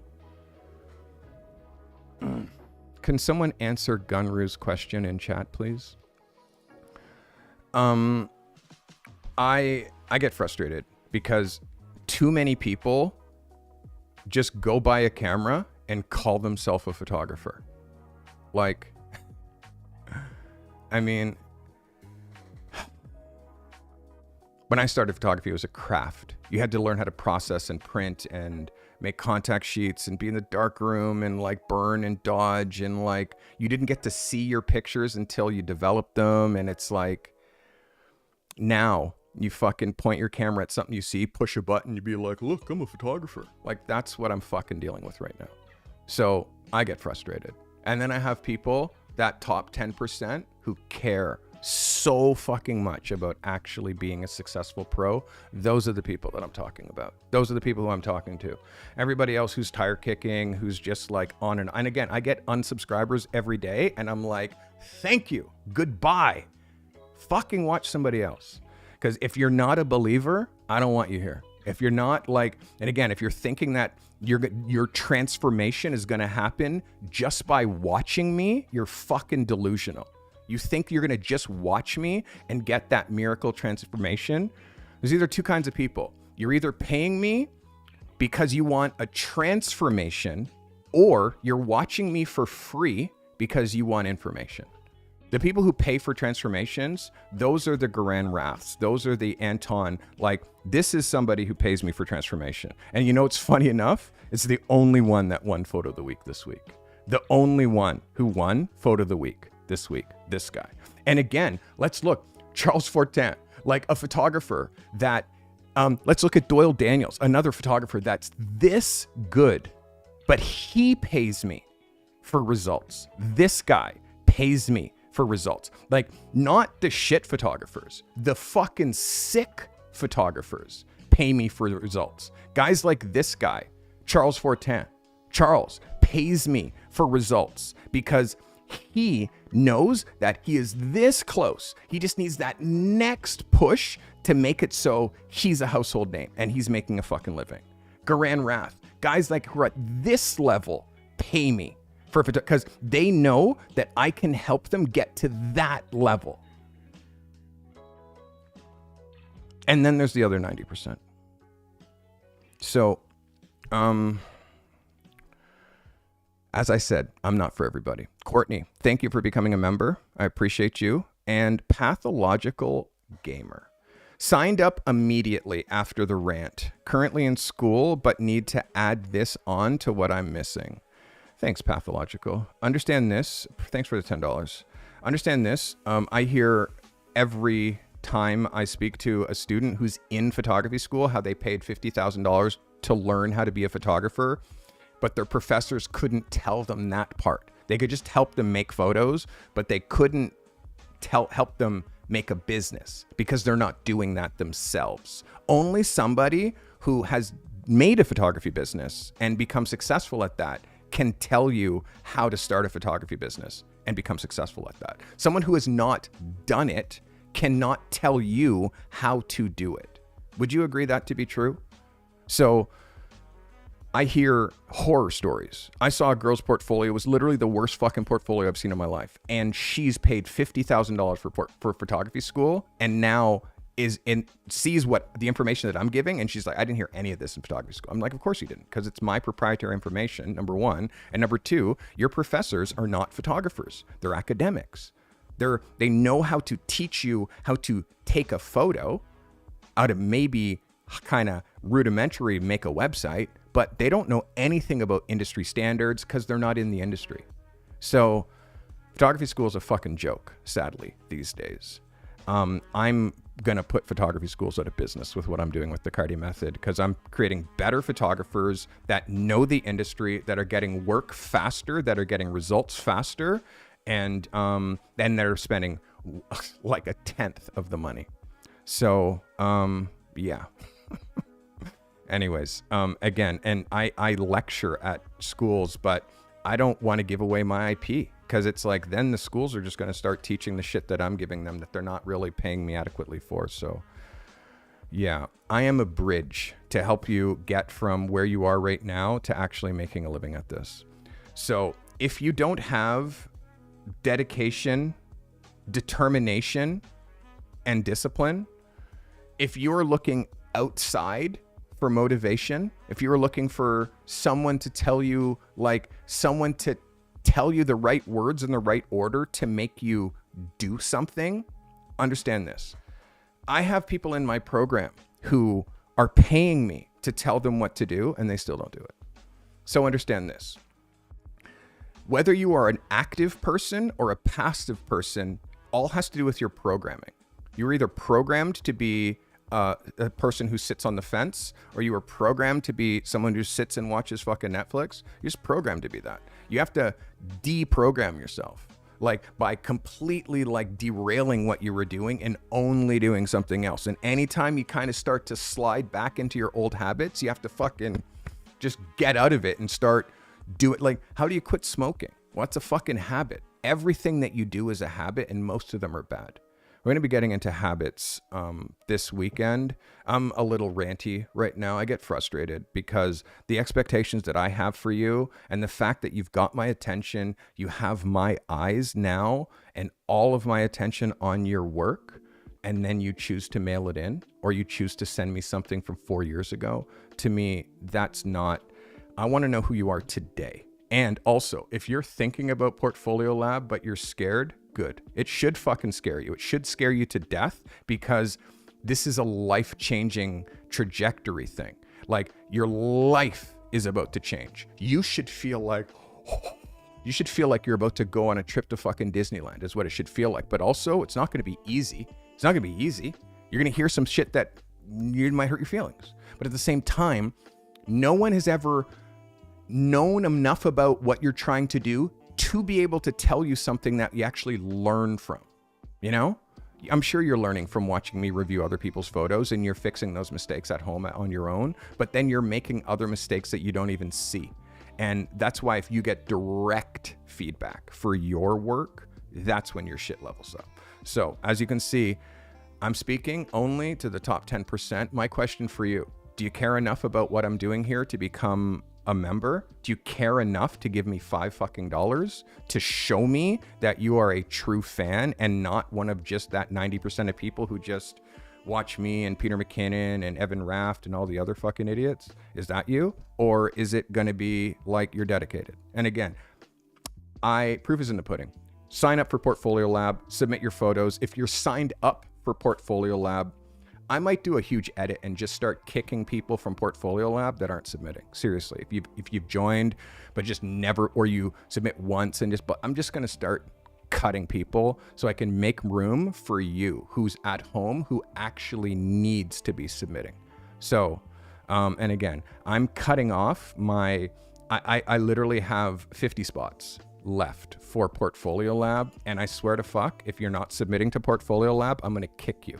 I'm going to start kicking people. So that's what's going on. And that's the kind of mood I'm in, just because I only want to help the best. And if I have people who are in the wrong percentile up in here and not doing anything, not active, I'm just going to boot them out so I can make room for more active people.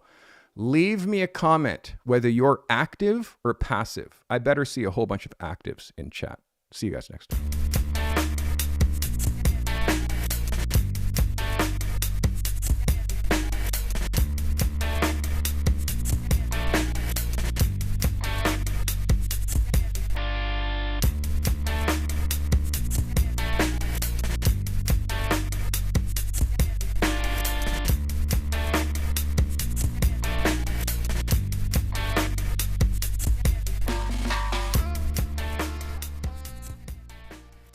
This live stream was brought to you by Pixpa, the best website builder for photographers and creatives, and Indie, the best way to run your freelance business, and by you, the members and subscribers of the Carty Method. Consider becoming a member for $5 a month to show your support for our content, and we'll reward you. You get members-only content every month, and Carty has the best emojis on YouTube, and you'll get that crown badge next to your name. If you're building a photography business, make sure you join Portfolio Lab. How ready are you to be a pro? Take the Carty Method Pro Photographer's Readiness Scorecard. You'll always find helpful links in the show notes. Sharing is caring. If this content has brought you value today, share it, clip it, post it to your socials. Curating and sharing helpful content makes you an expert. Even if the content you're sharing isn't yours, be a curator and share this content with your network. Find your creative and business genius with the Carty Method.